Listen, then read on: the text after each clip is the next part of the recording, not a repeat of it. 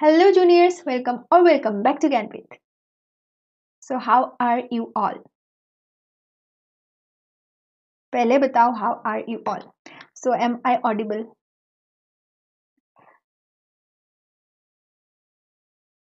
Sorry, অলপমান দেৰি হ'ল লাইভ সেশনটো লওঁতে যেহেতু আজি ল'ম বুলি কৈছিলোঁ সো ললো বাট মই তোমালোকৰ একচুৱেলি অলপমান আগতীয়াকৈ ল'ম বুলি ভাবিছিলোঁ টাইমিংটো বাট মোৰ কলেজত প্ৰগ্ৰাম আছিলে আৰু সেইকাৰণে দেৰি হ'ল অলপ সৰি ফৰ ডেট বাট যিসকলে লাইভ চাব পৰা নাই পিছত হ'লেও চাই ল'বা বিকজ তোমালোকৰ লাইভ সেশনত নেটৱৰ্ক প্ৰব্লেম আহিব পাৰে বা কনভিনিয়েন্ট নহ'বও পাৰে সো পিছত চাই ল'বা একো টেনশ্যন নাই জাষ্ট আমি পঢ়িব লাগে ভালকে বুজিব লাগে তো এই চেপ্টাৰটো বহুতে টান পোৱা মোক কমেন্ট সেকশন মানে মেইনলি তোমাৰ হিষ্ট্ৰী চেপ্টাৰ কেইটা আৰু জিঅ'গ্ৰাফিৰ এই চেপ্টাৰটো আৰু পৃথিৱীৰ ভূগোল এই দুটা চেপ্টাৰ বহুত বেছি মই কমেন্টছ পাই থাকোঁ তো হিষ্ট্ৰী চেপ্টাৰ দুটা আমি ওৱান চেপ্টাৰটো যিটো ফাৰ্ষ্ট চেপ্টাৰ আৰু ছেকেণ্ড চেপ্টাৰ দুটা আমি ধুনীয়াকৈ ডিটেইলছত কভাৰ কৰিছোঁ যদি চোৱা নাই সেই দুটা চেপ্টাৰ চাই লোৱা ওৱান শ্বটত পঢ়ি লোৱা ভালকৈ বিকজ ইম্পৰ্টেণ্ট হয় দুটাৰ পৰা 7 মাৰ্কছ আহিব অসমৰ ভূগোলটো জিঅ'গ্ৰাফিৰ one of the most important chapter মানে সবতকে বেছি important chapter বুলি ক'লেও হ'ব কাৰণ আমাৰ social science আটাইতকৈ বেছি I think weightage থকা chapter হয় নে সবতকে বেছি weightage থকা হয় নে নহয় Yes, হয় তো সবতকে বেছি weightage থকা চেপ্টাৰটো হৈছে অসমৰ ভূগোল 14 মাৰ্কছৰ আহিব ইয়াৰ পৰা তোমালোকৰ কোৱেশ্চন এটাটো মেন্ডেটৰী কোৱেশ্চন যে মেপৰ কোৱেশ্চনটো তো মেপৰ ৰিলেটেড ভিডিও মই তোমালোকক এটা দি দিম যে মেপখন কেনেকৈ তোমালোকে প্ৰেক্টিছ কৰিবা কেনেকৈ জাগাবোৰ কেনেকৈ বহাবা তো সেইটো মই ৰিলেটেড এটা ভিডিও এক্সট্ৰাকৈ বনাই দিম বাট আজি আমি অনলি থিয়ৰী পাৰ্টটো কভাৰ কৰিম এই 14 মাৰ্কছৰ ভিতৰত তোমালোকৰ যিহেতু এবাৰ MCQ আহিব তো MCQ ইনক্লুড হ'ব প্লাছ এই যিটো চেপ্টাৰটোৰ লং যিকেইটা কুৱেশ্যন আছে সেই লং কুৱেশ্যন কেইটাও তোমালোকৰ কভাৰ কৰিব লাগিব ওকে সো যেহেতু জিঅ'গ্ৰাফিৰ চেপ্টাৰ ইমান বেছি কনচেপচুৱেল নহয় হিষ্ট্ৰীত আমি ধুনীয়াকৈ আঢ়ৈ ঘণ্টা তাৰপিছত 2 ঘণ্টা কৰি পিনে আমি সেইটা চেপ্টাৰ কভাৰ কৰিছোঁ পুৰা ডিটেইলছত আমি পঢ়িছোঁ পুৰা আমি বুজি লৈছোঁ কনচেপ্টবোৰ কিন্তু জিঅ'গ্ৰাফিৰ চেপ্টাৰত বুজা তেনেকৈ নাই মনত ৰাখিব লাগিব কথাবোৰ মনত কেনেকৈ ৰাখিবা থ্ৰু ৰেপিড ৰিভিজন তো এই চেপ্টাৰটোৰ মূল আলোচ্য বিষয় চোৱা এই চেপ্টাৰটোত তোমালোকে বহুতে মই কৈছোঁ ন টান পোৱা বুলি কৈ থাকা ময়ো আচলতে ভাবিছোঁ ইমান লেন্দি চেপ্টাৰ ইমান বাট তুমি যদি এবাৰ এপ্ৰ'চটো জানি লোৱা ন প্ৰত্যেকটো চেপ্টাৰৰ এপ্ৰ'চবোৰ বেলেগ থাকে জিঅ'গ্ৰাফিৰ চেপ্টাৰবিলাকৰ এপ্ৰ'চটো অলপ বেলেগ তো এপ্ৰ'চটো যদি এবাৰ জানি লোৱা then it will be very easier for you to okay to study the chapter so' ইয়াতে মেইন যি চাৰিটা তোমাৰ টপিক মই আগতে অলৰেডি মোৰ চেনেলত এটা ভিডিঅ' দি থৈছোঁ কিন্তু সেই চেনেল মানে সেই ভিডিঅ'টোত মই ইমান তোমাৰ ডিটেইলছত কোৱা নাছিলোঁ জাষ্ট প্ৰিভিয়াছ কুৱেশ্যন কেইটা তোমালোকক দেখাই দিছিলোঁ বাট এই আজিৰ ভিডিঅ'টোত আমি ওৱান শ্বট কৰিম এই চেপ্টাৰটোৰ যিকেইটা ইম্পৰ্টেণ্ট পইণ্টছ আছে আমি ৰিভাইজ কৰিম আৰু তোমালোকক মই কৈ দিম কোনখিনি পইণ্টত কোনখিনি টপিকত বেছি গুৰুত্ব দিব লাগে য'ৰ পৰা তোমাৰ কুৱেশ্যন ফৰ্ম হ'বই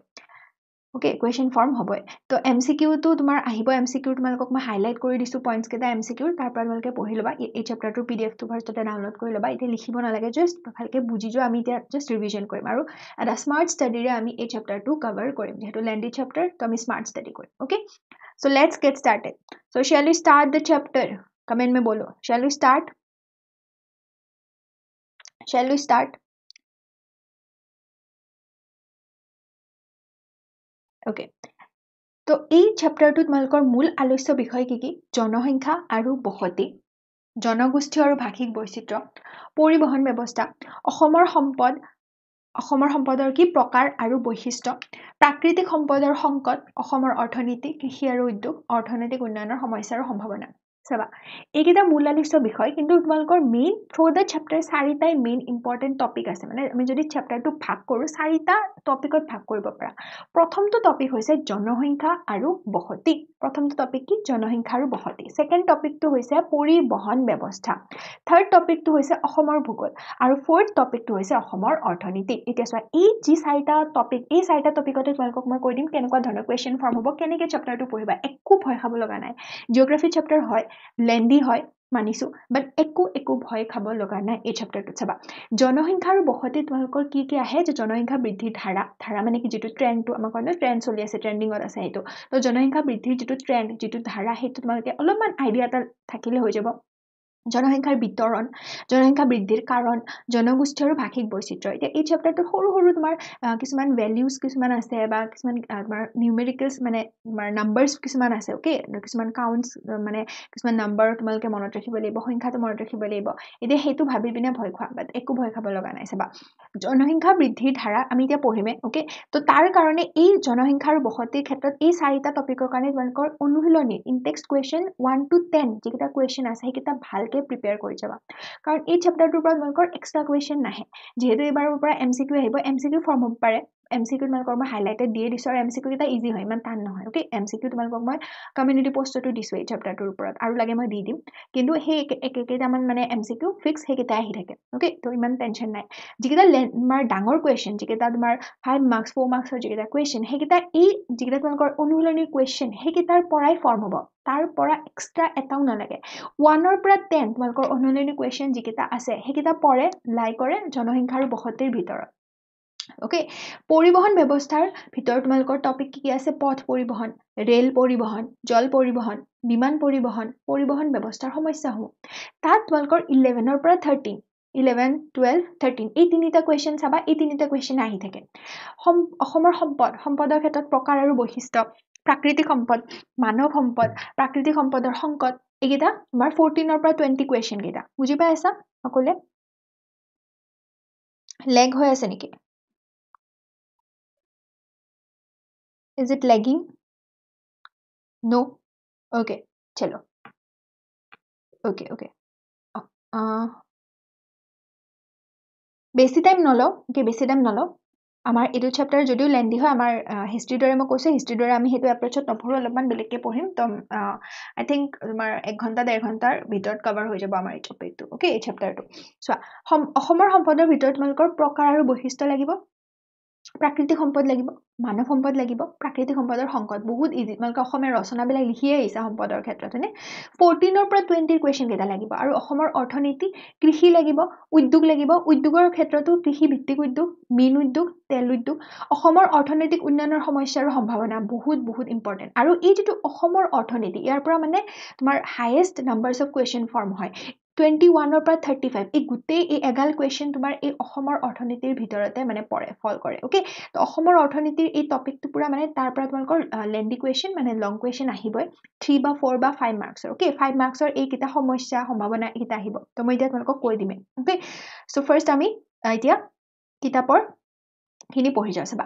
জনসংখ্যা আৰু বসতি ভালকে মনোযোগ দিবা ওকে ভালকে যিখিনি হাইলাইট পইণ্ট আছে এইখিনি মই গুটেইখিনি বাৰু মাতি নাযাও বাট তোমালোকে পিডিএফ টোৰ পৰা ধুনীয়াকে পঢ়ি যাবা চাবা জনসংখ্যা আৰু বসতিৰ ক্ষেত্ৰত আমি ফাৰ্ষ্টতে জানিব লাগিব যে আমি কাৰ জনসংখ্যা কোনটো আমি কোনখন ঠাইৰ জনসংখ্যাৰ কথা পঢ়িছো অসমৰ ওকে আমাৰ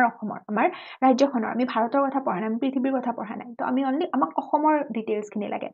অসমত প্ৰথমেতো তোমালোকে জানিব লাগিব যে অসমখনৰ যেটো ভৌগোলিক সীমা ওকে ভৌগোলিক সীমা তাৰ কাৰণে আমি কি জানিব লাগিব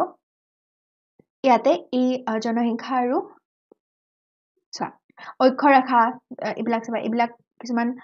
তোমালোকৰ কনসেপ্ট আছে যে জনসংখ্যা আৰু বসতিৰ ক্ষেত্ৰত প্ৰথমে হৈছে অসম উত্তৰ পূব ভাৰতৰ এখন উল্লেখযোগ্য ৰাজ্য তো অসমখন ভাৰতৰ কোনটো দিশে আছে কোন পিনে আছে ভাৰতৰ উত্তৰ পূবত আছে হয়নে আমি জানো অসম উত্তৰ পূব ভাৰতৰ এটা এখন তোমাৰ ৰাজ্য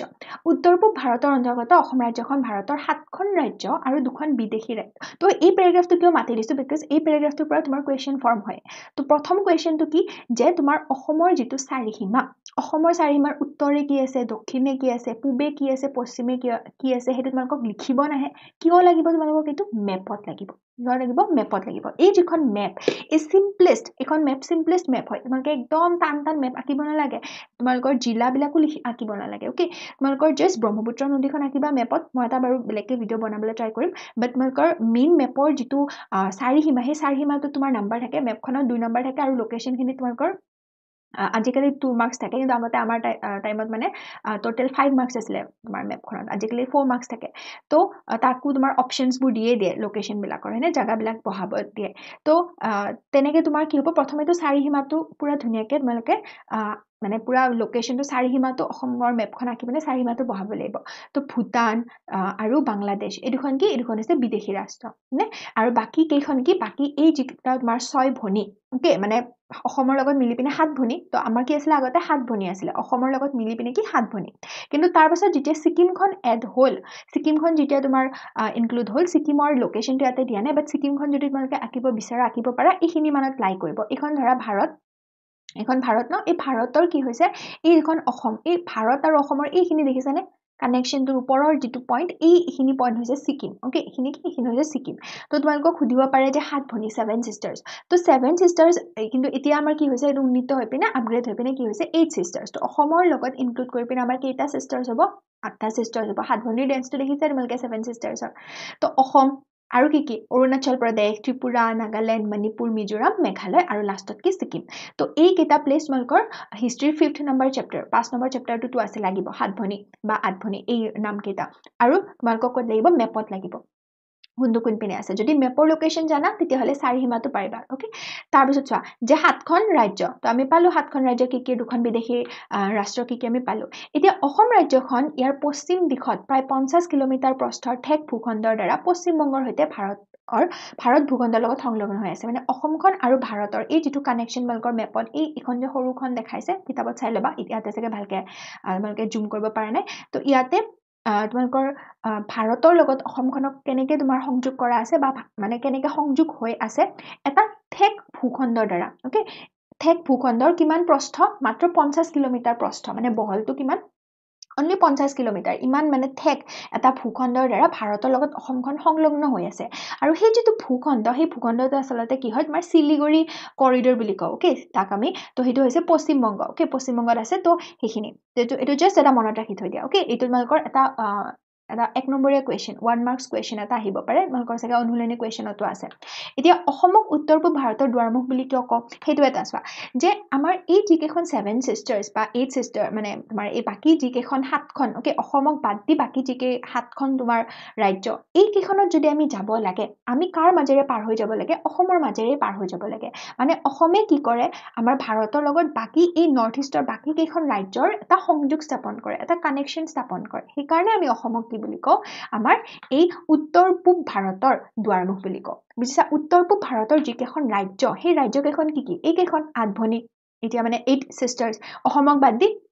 বাকি 7খন ৰাজ্য ওকে তো এই অসমৰ মাজেৰে পাৰ হৈহে বাকি কেখন ৰাজ্যত আমি যাব পাৰো যদি আমি যাব বিচাৰো ওকে তো সেই কাৰণে কি কৈছে কি অসমখন আমাৰ দুৱাৰমুখ এই উত্তৰ পূব ভাৰতৰ দুৱাৰমুখ মানে অসমে কি কৰে সংযোগ স্থাপন কৰে কিনি বুজি পালা এতিয়া ভৌগোলিক যেটো মানে তোমাৰ যেটো পৃথিৱীৰ মতে চাবলৈ গলে আমি আগৰ পৰা পাই আহিছো হৰুতে পাইছো যে অক্ষৰেখা কি বিষুৱ ৰেখা কি দ্ৰাঘিমা ৰেখা কি অক্ষৰেখা কি আমি যেটো কাল্পনিক ভাবে আমি পৃথিৱীখনক যদি আমি চাব বিচাৰো একচুয়ালি আমাৰ কি হয় যিকোনো এটা প্লেস ওকে যিকোনো এটা জায়গা আমি যদি ভৌগোলিক ভাবে তাক ৰিপ্ৰেজেন্ট কৰিব বিচাৰো যে কোনটো ঠাইত আছে কোনটো পইণ্টত আছে পৃথিৱীৰ আমি পৃথিৱীখনক কিছুমান কাল্পনিক ৰেখাত আমি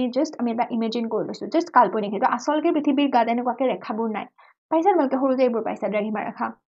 অক্ষৰেখা তো পৃথিৱীখনত এনেকে আমি কাল্পনিক কিছুমান ৰেখা আমি কল্পনা কৰিছো হয়নে বা আমি হেতু জাস্ট আমি কৰি লৈছো তো সেই ডিগ্ৰী ওকে এইবোৰ ডিগ্ৰীবোৰ তোমালোকক মই কৈ আছো চাবা প্ৰথমেটো চাই লোৱা যে অক্ষৰেখা কি এই যিখিনি পূবা পশ্চিমা ওকে এইটো পূব এইটো পশ্চিম তো পূবা পশ্চিমীয়াকৈ যিবোৰ আছে এনেকে ৰেখাবোৰ আছে এইবিলাকক আমি কি বুলি কও অক্ষৰেখা আৰু মাজৰ যিডাল একদম তোমাৰ সমাজত আছে হেডালক আমি কি বুলি কও বিষুৱ ৰেখা বা নিৰক্ষৰেখা জানো আমি তেনেকে দ্ৰাঘিমা ৰেখা মানে কি উত্তৰ দক্ষিণাকৈ এই উত্তৰৰ পৰা দক্ষিণলৈ এনেকে আছে যে লংগিটিউডিনেলি সেইখিনি হৈছে তোমাৰ দ্ৰাঘিমা ৰেখা ওকে তো হৰাইজন্টেলি থকাখিনি কি অক্ষৰেখা আৰু তোমাৰ লংগিটিউডিনেলি থকাখিনি কি তোমাৰ দ্ৰাঘিমা ৰেখা ওকে তো এতিয়া পূবা পশ্চিমাকৈ অক্ষৰেখা মুঠ কেইডাল আছে এটো জাস্ট এটা তোমালোকক ৰিভিজন কৰাৰ কাৰণে কৈ দিছো যে 180 ডাল আছে 90 ডাল উত্তৰলৈ আছে 90 ডাল দক্ষিণলৈ আছে আৰু মাজত বিষুৱ ৰেখাডালক ধৰি পিনে মুঠ কেইডাল হ'ব 181 ডাল হ'ব ওকে আৰু উত্তৰ দক্ষিণাকৈ তোমাৰ কেইডাল আছে মুঠ দ্ৰাঘিমা ৰেখা 360 ডাল আছে পূবৰ পিনে 180 ডাল আৰু পশ্চিমৰ পিনে 180 ডাল ইয়াতে তোমালোকক এইবোৰ নালাগে তোমালোকে ক্লাছ 7 তে এইবোৰ পাইছিলা জিওগ্ৰাফি যে আমি কেনেকৈ এটা পইণ্টৰ লোকেশন এটা আমি মানে কেনেকৈ আমি ক্যালকুলেট কৰো ওকে তো ইয়াতে তোমালোকক যে দিয়া আছে অসমৰ অৱস্থিতি 24 ডিগ্ৰী তাৰপিছত 09 ড্যাশ এই যে ড্যাশডাল দিছে এই ড্যাশডালৰ মিনিংটো কি জানানে মিনিট যদি দুডাল ড্যাশ দিয়ে তাৰ মিনিংটো হৈছে সেকেন্ড তো এইবোৰ আমি পাইছো হৰুতে তো এই মিনিটটোৱে কি বুজায় যে এই ডিগ্ৰীটো ওকে এইবোৰ যে ডিগ্ৰীবোৰ আছে এই যে ডিগ্ৰীবোৰ আছে একচুয়ালি কি হয় এই যেডাল বিষুৱ ৰেখাৰ ডিগ্ৰীটো এই ডিগ্ৰীটো কি হয় 0 ডিগ্ৰী বিকজ কি আছে পুৰা তোমাৰ সমাজত আছে ন পুৰা তোমাৰ 180 ডিগ্ৰীত পুৰা মানে তোমাৰ লাই কৰিছে সি এনেকুৱাকে বেকা বেকি হৈ নাই তো বিষুৱৰেখাডালক আমি কি বুলি ধৰো আমি 0 ডিগ্ৰী বুলি ধৰো তাৰ ওপৰলে ক্ৰমান্বয়ে আমাৰ কি হয় 1 ডিগ্ৰীকৈ বাঢ়ি যায় ওকে 1 ডিগ্ৰীকৈ প্ৰত্যেকডাল ৰেখাতে প্ৰত্যেকডাল অক্ষৰেখাকে 1 ডিগ্ৰীকৈ বঢ়াই পিনে আমি কেইডাল অক্ষৰেখা আছে মুঠ আমাৰ 90 ডাল আছে তলতো আমাৰ 90 ডাল আছে ওকে তো ওপৰৰ পিনে গলে আমাৰ মুঠ মানে ডিগ্ৰী কিমান হ'ব 90 ডিগ্ৰী আৰু তলৰ পিনে গলেও মুঠ ডিগ্ৰী কিমান হ'ব 90 ডিগ্ৰী বুজি পাইছানে যে ওপৰৰ পিনেও 90 ডাল অক্ষৰেখা আছে তলৰ পিনেও 90 ডাল অক্ষৰেখা আছে 0 ডিগ্ৰীৰ পৰা যদি মই 90 লৈকে ষ্টাৰ্ট কৰিব লাগে 0 degree 1 degree 2 degree 3 degree 4 degree তেনেকে কিমান ডিগ্ৰী হ'ব লাষ্টটো 90 ডিগ্ৰী তেনেকে তল পিনেও মই যদি দক্ষিণৰ পিনে ষ্টাৰ্ট কৰিব লাগে অক্ষৰেখা কেইডালৰ কাউণ্ট কি হ'ব 0 ডিগ্ৰী 1 ডিগ্ৰী 2 ডিগ্ৰী 3 ডিগ্ৰী তেনেকে 90 ডিগ্ৰী লৈকে ওকে এবাৰ চাবা এবাৰ হৈছে দ্ৰাঘিমা ৰেখাও তেনেকুৱা 1 ডিগ্ৰীকে বাঢ়ি গৈছে কিন্তু দ্ৰাঘিমা ৰেখা মুঠ কেইডাল আছে 360 ডাল আছে 180 পৰা ইপিনে আৰু 180 ইপিনে ওকে তো কিমান হ'ব 0 পৰা তুমি যদি ইপিনে চোৱা 0 ডিগ্ৰী 1 ডিগ্ৰী 2 ডিগ্ৰী 3 ডিগ্ৰী এনেকে তুমি পশ্চিমৰ পিনে গৈছা মুঠ কিমান হ'ব ডিগ্ৰী টোটাল কিমান ডিগ্ৰী হ'ব 180 ডিগ্ৰী ইপিনেও কিমান হ'ব টোটাল ডিগ্ৰী 180 ডিগ্ৰী বুজিছানে সিম্পল তো এতিয়া চোৱা ইয়াতে ধৰা মই এটা পইণ্ট ধৰা এখন পৃথিৱী ইয়াতে এটা পইণ্ট এটা জাগাৰ লোকেশনটো কি এইটো এই যে ডটটো দিছো ন এই ডটটো বা এইটো এটা ডট এইটো ধৰা এখন প্লেস বা এইটো ধৰা এখন প্লেস কাৰ চিন্তাললে মন কৰা স্ক্ৰিনত থকা তো এই যেটো পইণ্ট এই পইণ্টৰ যদি মই লোকেশনটো এনেকে দ্ৰাঘিমা ৰেখা মানে অক্ষাংশ আৰু দ্ৰাঘিমাংশ বুলি ক'ব লাগে তেতিয়া মই কি কৰিব লাগিব এই তোমাৰ যেটো সেন্টাৰ এই সেন্টাৰৰ পৰা মই এডাল আকিম এটো তোমালকে কৰিব নালাগে এবোৰ ক্যালকুলেশন অলৰেডি কৰি থৈছে আমাৰ সাইন্টিস্ট বিলাকে তো এবোৰ এনেকে আমি কি কৰো এই এংগেলটো মেজাৰ কৰো আৰু এই এংগেলটো আমি চাই পিনে আমি ক'ব পাৰো যে ও আচ্ছা এই প্লেসটো এনেকে আছে মানে তাৰ যেটো ভৌগোলিক যেটো অৱস্থিতি সেই অৱস্থিতিটো আমি অনুমান কৰিব পাৰো তেনেকে অসমখনো এনেকে আমি এটা পইণ্ট আমি যদি ভাবো যে অসমখন ক'ত আছে পৃথিৱীৰ তো সেই পইণ্টটোত কি হ'ব তোমাৰ যে 24 ডিগ্ৰী 0.9 ড্যাশ উত্তৰ অক্ষাংশৰ পৰা 27 ডিগ্ৰী 5.8 ড্যাশ উত্তৰ অক্ষাংশলৈ এই যিবোৰ ডিগ্ৰী এই ডিগ্ৰীটোৰ এটা মানে ক্যালকুলেশন আছে ওকে যে প্ৰত্যেকটো ডিগ্ৰী এই যে তোমাৰ অক্ষৰেখা বা দ্ৰাঘিমা ৰেখা এইবিলাকৰ মাজৰ যেটো গ্যাপ হয় সেই গ্যাপটোকো কিলোমিটাৰ যদি আমি কনভাৰ্ট কৰো যে দুডাল অক্ষৰেখাৰ মাজৰ গ্যাপ এটা আছে ওকে প্ৰত্যেকডাল অক্ষৰেখা আমি এটাৰ পৰা আনটোৰ লগত মানে সমান ডিসটেন্সত যে এডাল অক্ষৰেখা এডাল এই দুডালৰ মাজৰ গ্যাপটো কি কিলোমিটাৰত যদি চাও এটা আমাৰ সাইন্টিস্ট বিলাকে নিৰ্ধাৰিত কৰিছে এডালৰ পৰা এডাললৈ এটা ডিসটেন্স সেম হয় এডালৰ পৰা এডাললৈ ডিসটেন্সটো সেম হয় তো মই যদি কও যে 24 ডাল অক্ষৰেখা চোৱা কিডাল কৈছে 24 ডাল অক্ষৰেখা কৈছে তো 24 ডাল অক্ষৰেখাৰ ক্যালকুলেশন কিমান হ'ব এটো ক্যালকুলেট কৰি লব কাৰণ কিলোমিটাৰটো আমি জানোৱে হিহঁত দুটা মাজৰ ডিসটেন্সটো জানোৱে তেনেকে মিনিটৰো এটা ক্যালকুলেশন আছে যে মিনিট মানে কিমান কিলোমিটাৰ ওকে 1 মিনিট মানে কিমান কিলোমিটাৰ তো এইবোৰ সব বস্তু ক্যালকুলেশন আছে মুঠতে আমি সেই ডিসটেন্সটো যেনেকৈ আমি মেপত উবেৰ ঠিক কৰিলে আমি কি কৰো এটো পইণ্টৰ পৰা এটো পইণ্টলৈ যাব লাগিলে এটা এস্টিমেটেড আমাক এটা ডিসটেন্স এটা টাইমিং এটা আমাক কৈ দিব পাৰে কেনেকৈ কৈ দিব পাৰে বিকজ ৰোডৰ হিহঁতৰ লোক তোমাৰ ৰোডৰ তোমাৰ যিটো ৰোডত তোমালকে যেটো ৰাস্তা তোমালকে ট্ৰেভেল কৰিবা সেই ৰাস্তাটোৰ এটা মাইন্ড মেপ আছে হয়নে সেই ৰাস্তাটোৰ দৈৰ্ঘ্যটো এটা জানে তেনেকৈ তোমাৰ এস্টিমেটেড ক্যালকুলেশন কৰে তেনেকৈ আমাৰ সেই ক্যালকুলেশনবোৰ কৰা হয় তো এই যেটো অসমৰ অৱস্থিতি মানে বুজি পালা যে দ্ৰাঘিমাংশ অক্ষাংশ কি হয় তো এই অৱস্থিতিটো মনত ৰাখিবা যেহেতু আমাৰ তোমাৰ কি উত্তৰ পূব ভাৰতৰ হয়নে আমাৰ উত্তৰ পূব ভাৰতৰ সেই কাৰণে অসমখন গৈ আছে উত্তৰ পূব ভাৰতৰ আছে সেই কাৰণে উত্তৰ আৰু ইফালে পূবটো কৈছে বুজিছা হেনেকে মনত ৰাখিবা যে উত্তৰ পূব কাৰণে উত্তৰৰ অক্ষাংশটো আৰু পূবৰ কাৰণে পূবৰ তোমাৰ দ্ৰাঘিমাংশটো আমি মনত ৰাখিব লাগিব এতিয়া তোমাৰ এই কিটা এমসিকিউ বহুত বেছি ইম্পৰ্টেন্ট যে অসমে ভাৰতবৰ্ষৰ মুঠ মাটিকালিৰ কিমান শতাংশ আগুৰি আছে বা কিমান কিলোমিটাৰ কিমান বৰ্গ কিলোমিটাৰ মাটিকালি সামৰি লৈছে তো অসমে ভাৰতবৰ্ষৰ মুঠ মাটিকালিৰ কিমান শতাংশ আগুৰি আছে 2.4% এতিয়া ইয়াতে বহুতে কনফিউজ কৰা যে তোমালকৰ ভাৰতবৰ্ষৰ মুঠ জনসংখ্যাৰ কিমান আৰু মুঠ মাটিকালিৰ কিমান আগুৰি আছে এই দুটা ডিফাৰেন্ট আছে ভাৰতবৰ্ষৰ মুঠ মাটিকালিৰ 2.4% 2.4% আগুৰি আছে কিন্তু ভাৰতবৰ্ষৰ মুঠ জনসংখ্যাৰ 2.6% আগুৰি আছে তো এটা ভালকে তোমালকে স্পেসিফিক্যালি চাবা তেনেকে জনসংখ্যাৰ ঘনত্ব লিংগ অনুপাত শিক্ষিতৰ হাৰ এইবিলাকো বহুতে কনফিউজ কৰা তো এইকেইটা আমি পুৰা ভালকে স্পেসিফিক্যালি মনত ৰাখিব লাগিব বাৰে বাৰে ৰিভিজন কৰি থাকিবা এমসিকিউ লগাবা হৈ যাব তো অসমৰ মুঠ তোমাৰ জনসংখ্যাৰ প্ৰায় কিমান আছে ইমান তো অসমৰ মুঠ জনসংখ্যা কিমান এইটো ওকে তো এইখিনিৰ কাৰণে তোমালোকক মই এটা স্লাইড প্ৰিপেয়াৰ কৰি দিছো এই যিখন তালিকা এই তালিকাখনৰ পৰা তোমালোকে ধুনীয়াকৈ মনত ৰাখিব পাৰা তো এই চেপ্টাৰটো তোমালোকক লোকপিয়ল মেইনলি দুটা লোকপিয়ল লাগিব এটা হৈছে 2001 চনৰ লোকপিয়ল আৰু এটা হৈছে 2011 চনৰ লোকপিয়ল বিকজ যেটো এই কিতাপখন যেতিয়া তোমাৰ লাষ্ট যেতিয়া তোমাৰ হৈছিল ন সংশোধনী সেইটো আছিল আই থিংক 2018 ওকে তো 2018 আমাৰ কি হয় লোকপিয়লবোৰ 10 বছৰৰ মূৰে মূৰে হয় তো 2011 পৰা 10 বছৰ হলে কি হ'ব 2021 তো কিতাপখনটো লাষ্ট 2018 তে পাবলিশ কৰিছে ন তো তাৰ পিছত আৰু হোৱাই নাই তো মানে ইয়াতে ইনক্লুড কৰা হোৱা নাই তো লাষ্ট যেটো লোকপিয়ল হেতু কিমান হ'ব কিতাপৰ মতে 2011 তো এই কাৰণে আমাৰ 2011 ৰ যিকিটা ইনফৰমেশন হে ইনফৰমেশন কিটা তোমাৰ মানে বহুত বেছি ইম্পৰ্টেন্ট হয় আৰু কম্পেয়াৰ কৰিবৰ কাৰণে আমি 2001 ৰ কিটা কম্পেয়াৰ কৰি থাকো ওকে তো যদি তোমালকে বাকি মনত নাৰাখিলেও 2011 ৰ ইনফৰমেশন কিটা মনত ৰাখিবাই এতিয়া সংখ্যা কেইটা কথা কোৱা নাই সংখ্যা কেইটা বাৰু কিছুমান লাগিব যেনেকৈ শিক্ষিতৰ হাৰ এই তালিকাখনত যিকিটা আছে তাৰে 2011 ৰ কেইটা জাস্ট এটা আইডিয়া এটা লগাই থয় মালকক ডাইৰেক্ট লিখিব নিদিয়ে যাতে এমসিকিউ আহিলে এটলিষ্ট কিবা এটা মালকৰ এনেকে মনত থাকি যায় টিক মাৰ্ক দিব পাৰা ওকে তো এমসিকিউৰ কাৰণে এইকিটা মনত ৰাখিবা লিংগ অনুপাত কিমান লিংগ অনুপাত মানে কি যে প্ৰতি 1000 পুৰুষৰ বিপৰীতে মহিলাৰ সংখ্যা গাঁৱলীয়া জনসংখ্যা কিমান নগৰীয়া জনসংখ্যা কিমান অনুসূচিত জাতিৰ জনসংখ্যা কিমান ওকে অনুসূচিত মানে জানা ন শেডিউলড কাষ্ট যিখিনি আছে এসটি এসসি এইবিলাক যে আমাৰ কাষ্ট সিস্টেম থাকে হেবোৰ তো তেনেকুৱা এতিয়া চাবা মই তোমালোকক এটা স্লাইড প্ৰিপেয়াৰ কৰি দিছো এই স্লাইডটোত আমি গম পাম এইটো স্লাইড চোৱা ইয়াতে কি তোমালোকৰ লাগিব কি ইম্পৰ্টেন্ট ইনফৰমেশন মনত ৰাখিবা এই জনসংখ্যা এই টপিকটোত ওকে প্ৰথমেতো অসমৰ ভৌগোলিক অৱস্থিতি মই কৈ দিলো হেতু মনত ৰাখিবা অসমৰ চাৰিসীম আৰু মাটিকালি মনত ৰাখিবা জনসংখ্যা কিমান অসমৰ মনত ৰাখিবা জনসংখ্যাৰ ঘনত্ব কিমান বহুত বেছি ইম্পৰ্টেন্ট লিংগ অনুপাত কিমান নগৰীয়া আৰু গাঁৱত বাস কৰা লোকৰ অনুপাত মানে পাৰ্চেন্টেজটো কিমান নগৰৰ শ্ৰেণীসমূহ মনত ৰাখিব লাগিব অনুসূচিত জাতি মনত ৰাখিব লাগিব তো নগৰৰ শ্ৰেণী কি নগৰৰ শ্ৰেণী বুলি ক'লে তোমালোকৰ দুটা ধৰণৰ তোমাৰ আছে অসমৰ প্ৰথম শ্ৰেণীৰ নগৰ আছে আৰু দ্বিতীয় শ্ৰেণীৰ নগৰ আছে ওকে প্ৰথম শ্ৰেণীৰ নগৰ মানে কি এই বস্তুটো ইম্পৰ্টেন্ট প্ৰথম শ্ৰেণীৰ নগৰ দ্বিতীয় শ্ৰেণীৰ নগৰ কেনেকৈ আমি ক্লাসিফাই কৰিছো বেসড অন দা আমাৰ পপুলেশন জনসংখ্যাৰ ওপৰত ভিত্তি কৰি আমি আসলতে ক্লাসিফাই কৰিছো এতিয়া চোৱা 1 লাখ বা ততোধিক জনসংখ্যাৰ যিখিনি নগৰ ওকে 1 লাখ বা ততোধিক যিখিনি জনসংখ্যা থাকে যিবোৰ নগৰত তাক আমি কি বুলি কওঁ প্ৰথম শ্ৰেণীৰ আৰু 50,000ৰ পৰা 1 লাখৰ তলৰ যিখিনি জনসংখ্যাৰ নগৰ তাক আমি কি বুলি কওঁ দ্বিতীয় শ্ৰেণীৰ এতিয়া আমাৰ কিমান কেইখন আছে তোমাৰ 7খন ওকে ইয়াতে তোমালোকৰ বুকত আছে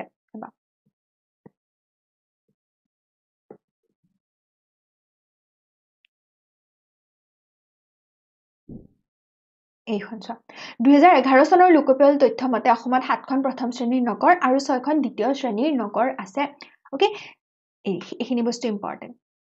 আৰু ইয়াৰে যিখিনি জনসংখ্যা নালাগে ওকে জনসংখ্যা আজিলে আহা নাই এইবোৰ ইমান জনসংখ্যা তোমালোকক নালাগে গুৱাহাটীৰ কিমান শিলচৰৰ কিমান নালাগে কিন্তু কোনটো প্লেসত আছে হেতু মনত ৰাখিব লাগিব যে ফাৰ্স্ট প্লেসত কোনটো আছে 2011 চনৰ লোকপিয়ল মতে কোনখন নগৰ আছে গুৱাহাটী সেকেন্ড আছে শিলচৰ তো এইখিনি মই তোমালোকক এখন স্লাইডত দি দিছো চোৱা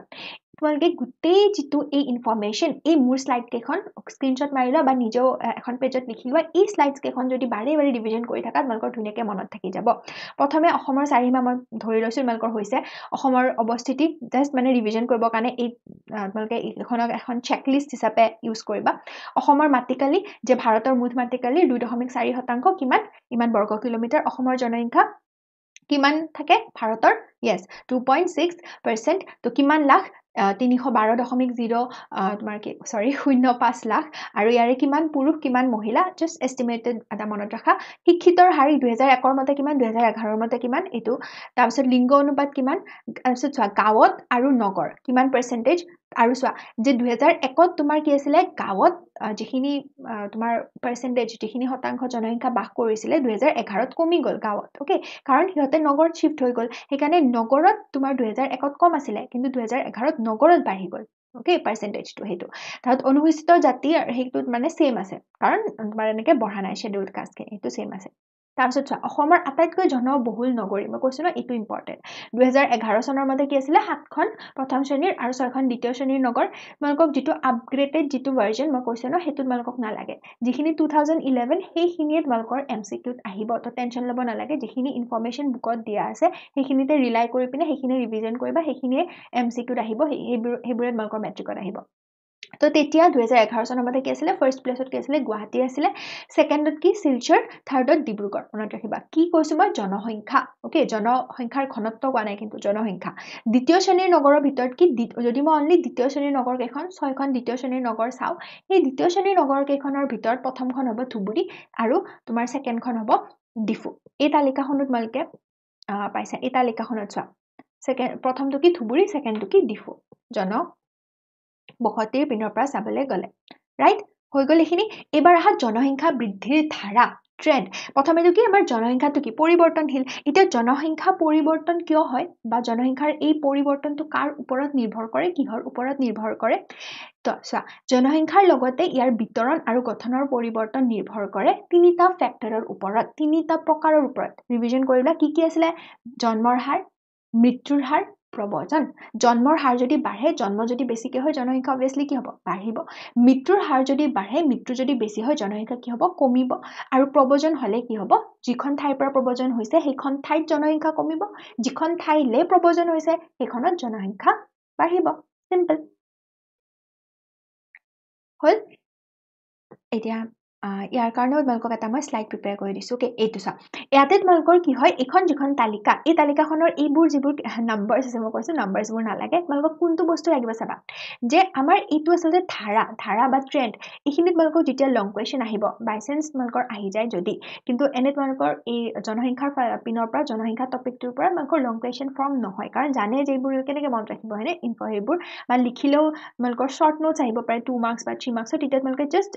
মানে লিখিত আকাৰে লিখি দিবা নাম্বাৰছবোৰ ইমান লিখিব নালাগে যে কি লিখিব লাগিব চাবা যে 1901 পৰা যদি 1941 লৈকে মই এই চাৰিটা দশক চাও দশক মানে কি 10 বছৰ হয়নে তো এটা দশক চোৱা 1901 পৰা 1911 লে প্ৰথমটো দশক 1911 পৰা 1921 লৈকে দ্বিতীয়টো দশক 1921 পৰা 1931 লৈকে 3 নম্বৰটো দশক আৰু 1931 পৰা 1941 লৈকে 4 নম্বৰটো দশক তো কেইটা দশক আছে টোটাল ইয়াতে 4টা দশক তো কি লিখা আছে বুকত যে এই 4টা দশকত তোমাৰ যিটো জনসংখ্যাৰ দশকীয় যিটো বৃদ্ধিৰ হাৰ দশকীয় বৃদ্ধিৰ হাৰ মানে কি 10 বছৰৰ মূৰে যদি আমি চাও কিমান বৃদ্ধি হৈছে ভাৰতৰ জনসংখ্যাৰ শতাংশ ভাগটো যদি আমি চাও ভাৰতৰ জনসংখ্যাৰ ভিতৰত মানে অসমে কিমান আগুৰি আছে হেতু ইয়াতে আছে আৰু জনসংখ্যাৰ ঘনত্ব দিয়া আছে তোমালোকৰ বুকত কোনটো ইনফৰমেশন দিয়া আছে যে জনসংখ্যাৰ যদি দশকীয় বৃদ্ধিৰ হাৰ আমি পাৰ্চেন্টেজত চাও তেতিয়া আমি কি গম পাম যে এইখিনি তোমাৰ কি আছিল বাঢ়িছিলে ওকে ইফালে তোমাৰ বাঢ়িছিলে যে 1.38 আছিল তাত 1.52 হ'ল ওকে বা ইয়াতে তোমালোকে যদি 16.99 আছিল 20.48 হ'ল ওকে এইখিনি কিন্তু মই যদি চাও যে তোমাৰ লাষ্টৰ যি দুটা এইকেইটা দশক ওকে যে স্বাধীনতাৰ পিছত ওকে স্বাধীনতাৰ পিছত চাবা এইখিনি বস্তু তোমালোকক মই ইয়াতে কৈ দিছো এইটো চা যে দেখা যায় 1901 পৰা 11 দশকত জনসংখ্যাৰ বৃদ্ধিৰ হাৰ আছিল 16.99% কিন্তু ইয়াৰ পিছৰ দশকত তোমাৰ কি হ'ল ইমানলৈ বৃদ্ধি হ'ল আৰু পৰৱৰ্তী তিনিটা দশকত জনসংখ্যাৰ বৃদ্ধিৰ হাৰ মোটামুটি ভাবে প্ৰায় একেই থাকে মানে 1921 পৰা 31 দশকত ইমান শতাংশ 1931 পৰা 41 লৈ ইমান আৰু ইমান চা ইয়াতে মই লিখি দিছো যে ইয়াতে তোমালোকৰ এই যেটো 1931 1941 এইখিনি বস্তু কি আছিল এইখিনি সেম আছিল চোৱা 19.90 20.40 19.93 কি হয় প্ৰায় সেম হয় তো এইকেইটা দশকত সেম আছিল কিন্তু ইয়াতে 16 পৰা ডাইৰেক্ট তোমাৰ 20 হৈ গ'ল তো কিমান বাঢ়ি গৈছে তাৰ পিছত স্বাধীনতাৰ পিছত মানে স্বাধীনতাৰ পিছত বুলি কোৱাৰ লগে মনত ৰাখিবা 1951 স্বাধীনতাৰ পিছত মানে প্ৰথমবাৰ তোমাৰ সেন্সাস হৈছিল লোকপিয়ল হৈছিল তো স্বাধীনতাৰ পিছত বুলি ক'ব লাগিলে কি হৈছে তোমাৰ দ্ৰুত হাৰত বৃদ্ধি হৈছে ইয়াৰো কাৰণ আছে ওকে ইয়াৰো কাৰণ আছে স্বাধীনতাৰ পিছত কিয় হৈছিল এটাটো বহুত বেছি ইম্পৰ্টেন্ট কাৰণ হৈছে তোমাৰ কি আছিল এইটো ডিভিজন হৈছিল ন আমাৰ ভাৰত আৰু পাকিস্তান তো পাকিস্তান আৰু ভাৰতৰ কি আছিল এনেকুৱা তোমাৰ প্ৰব্ৰজন বা তেনেকুৱা মানুহবিলাক উল্টা হৈ পিনে তেনেকে তোমাৰ বৃদ্ধি হৈছিল আমাৰ ভাৰতত ওকে জনসংখ্যাটো দ্ৰুত হাৰত বৃদ্ধি হৈছিল তাৰ পিছৰ যিকেইটা তোমাৰ দশক তাত কিন্তু আকৌ এব্ৰাপ্ট হ'ল মানে তাত কিন্তু কি হ'ল তোমাৰ ডিক্ৰিজ হ'ল এব্ৰাপ্টলি ওকে চোৱা যে 23.36 আছিল 24 হৈ গ'ল তাৰপিছত 18 হ'ল তাৰপিছত 17 হ'ল এইখিনি নিম্নগামী হ'ল ওকে তো এই যিকেইটা ট্ৰেন্ড এইটো আমি কি বুলি কওঁ ধাৰা বুলি কওঁ যে কোনকেইটাত একে আছে কোনকেইটা দ্ৰুত হাৰত বৃদ্ধি হৈছে আৰু কোনকেইটাত নিম্নগামী হৈছে কিমান ধুনীয়াকৈ মনত ৰাখিব পাৰি যদি তোমালোকৰ কোৱেশ্চন আহেও তোমালোকে এই তালিকাখনৰ পৰা মনত কৰিব চেষ্টা কৰিবাচোন ওকে তালিকাখনৰ পৰা মনত কৰিবা ইয়াতে তোমালোকৰ এই পেৰাগ্ৰাফটো এই গোটেই পেৰাগ্ৰাফটো যদি এনেকৈ পঢ়া ৰে ইমান টান বাট যদি এই তালিকাখনত কনভাৰ্ট কৰিবা ইমান ইজি মানে কোনটো দশকৰ পৰা কোনটো দশকলৈ এই 4টা দশকত প্ৰথমে কি যে বাঢ়ি আছিল কিন্তু লাষ্টৰ তিনিটা অলপমান একে থাকিল তাৰ পাছত স্বাধীনতাৰ পিছত দ্ৰুত হাৰত বৃদ্ধি হ'ল আৰু 1981 এনেকৈ 1971 ৰ পৰা এইখিনি কি হ'ল তোমাৰ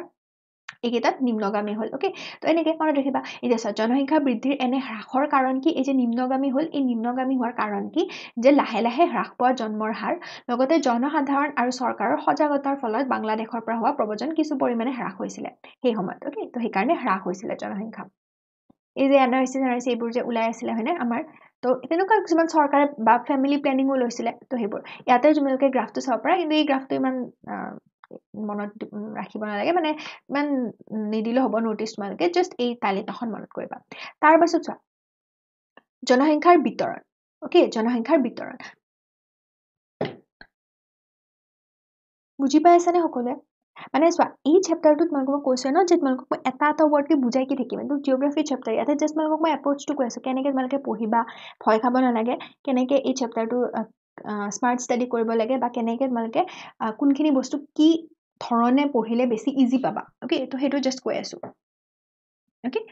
চলো জনসংখ্যাৰ বিতৰণ এতিয়া বিতৰণ বুলি কোৱাৰ লগে লগে তোমালোকৰ কি কথা আহিব জানা নাই যে কোনটো ঠাইত বেছিকে জনসংখ্যা আছে কোনটো ঠাইত কম্পেৰেটিভলি বা তুলনামূলকভাৱে কম আছে এতিয়া চোৱা আমি নিজে জানো আমি কোনটো ঠাইত থাকি ভাল পাওঁ যিটো ঠাইত বহুত বেছি সুবিধা আছে মানে ফেচিলিটিজ আছে তো যিখিনি ঠাইত বা আমাৰ অসমৰ ভিতৰত যিটো অঞ্চলত তোমাৰ জনবসতি ঘন হয় বা জনসংখ্যাৰ বিতৰণ ঘন হয় বেছি হয় তেতিয়া আমি গম পাম যে আচ্ছা এই ঠাইটো চাগে ভাল নিশ্চয় চাগে সুবিধাবোৰ আছে সেইকাৰণে এটা জনসংখ্যা বেছি আছে মানে তো আমাৰ যদি আমাৰ অসমখনক চাওঁ আমি অসমখনক তিনিটা একচুৱেলি ভৌগোলিক আমি ভাগত ভাগ কৰি লৈছো চোৱা ভৌগোলিক অঞ্চলত ভাগ কৰি লৈছো এটাটো হৈছে ব্ৰহ্মপুত্ৰ উপত্যকা এটা হৈছে বৰাক উপত্যকা আৰু এটা আনটো কি পাৰ্বত্য অঞ্চল এতিয়া ব্ৰহ্মপুত্ৰ উপত্যকাৰো তিনিটা ভাগ আছে উজনি মধ্য আৰু নামনি আমি ভাষাটো জানে আপাৰ আছাম মিডল আছাম লোৱাৰ আছাম তো সেনেকে আমি কৈ থাকো তো এই ব্ৰহ্মপুত্ৰৰ তোমাৰ চাওঁ কেনেকৈ তোমাৰ ডিস্ট্ৰিবিউশনটো আছে যে ব্ৰহ্মপুত্ৰ বৰাক আৰু পাৰ্বত্য অঞ্চলৰ ডিস্ট্ৰিবিউশনটো কি জনসংখ্যাৰ ক'ত বেছি আছে এই পেৰাগ্ৰাফটোত আছে তো এইখিনি তোমালোকক মই কনভাৰ্ট কৰি দিছো এইখন তালিকা নালাগে ওকে এইখন তালিকা এইবোৰ নালাগে ইমান জাষ্ট তোমালোকে এই মেপখনৰ পৰা এটা আইডিয়া ল'ব পাৰা কেনেকৈ মেপখন আঁকিবা এইবোৰ মেপ তোমালোকৰ বুকত দিয়া আছে ধুনীয়াকৈ প্ৰেক্টিছ কৰিব পাৰা মেপখনত তো এইটো চোৱা যে 1901ত অসমত জনসংখ্যাৰ ঘনত্ব কি আছিলে প্ৰতি বৰ্গ কিলোমিটাৰত 42 জন 1941ত কি হ'ল দুগুণ বৃদ্ধি হ'ল দুগুণ বৃদ্ধি মানে কি প্ৰতি বৰ্গ কিলোমিটাৰত 85 জন হৈ গ'ল স্বাধীনতাৰ পিছত 1951ত 102 জন হ'ল 1999ত 286 জন হ'ল 1901ত 340 জন হ'ল আৰু 1901ত বোলে 2001ত 340 জন হ'ল আৰু 2011ত তোমাৰ 98 জন হ'ল ওকে তো এই ইনফৰমেশন কেইটা জনসংখ্যাৰ ঘনত্ব কেইটা বুকত দিয়া আছে জাষ্ট এনেকে মই তোমালোকক নোটছ হিচাপে দি দিছো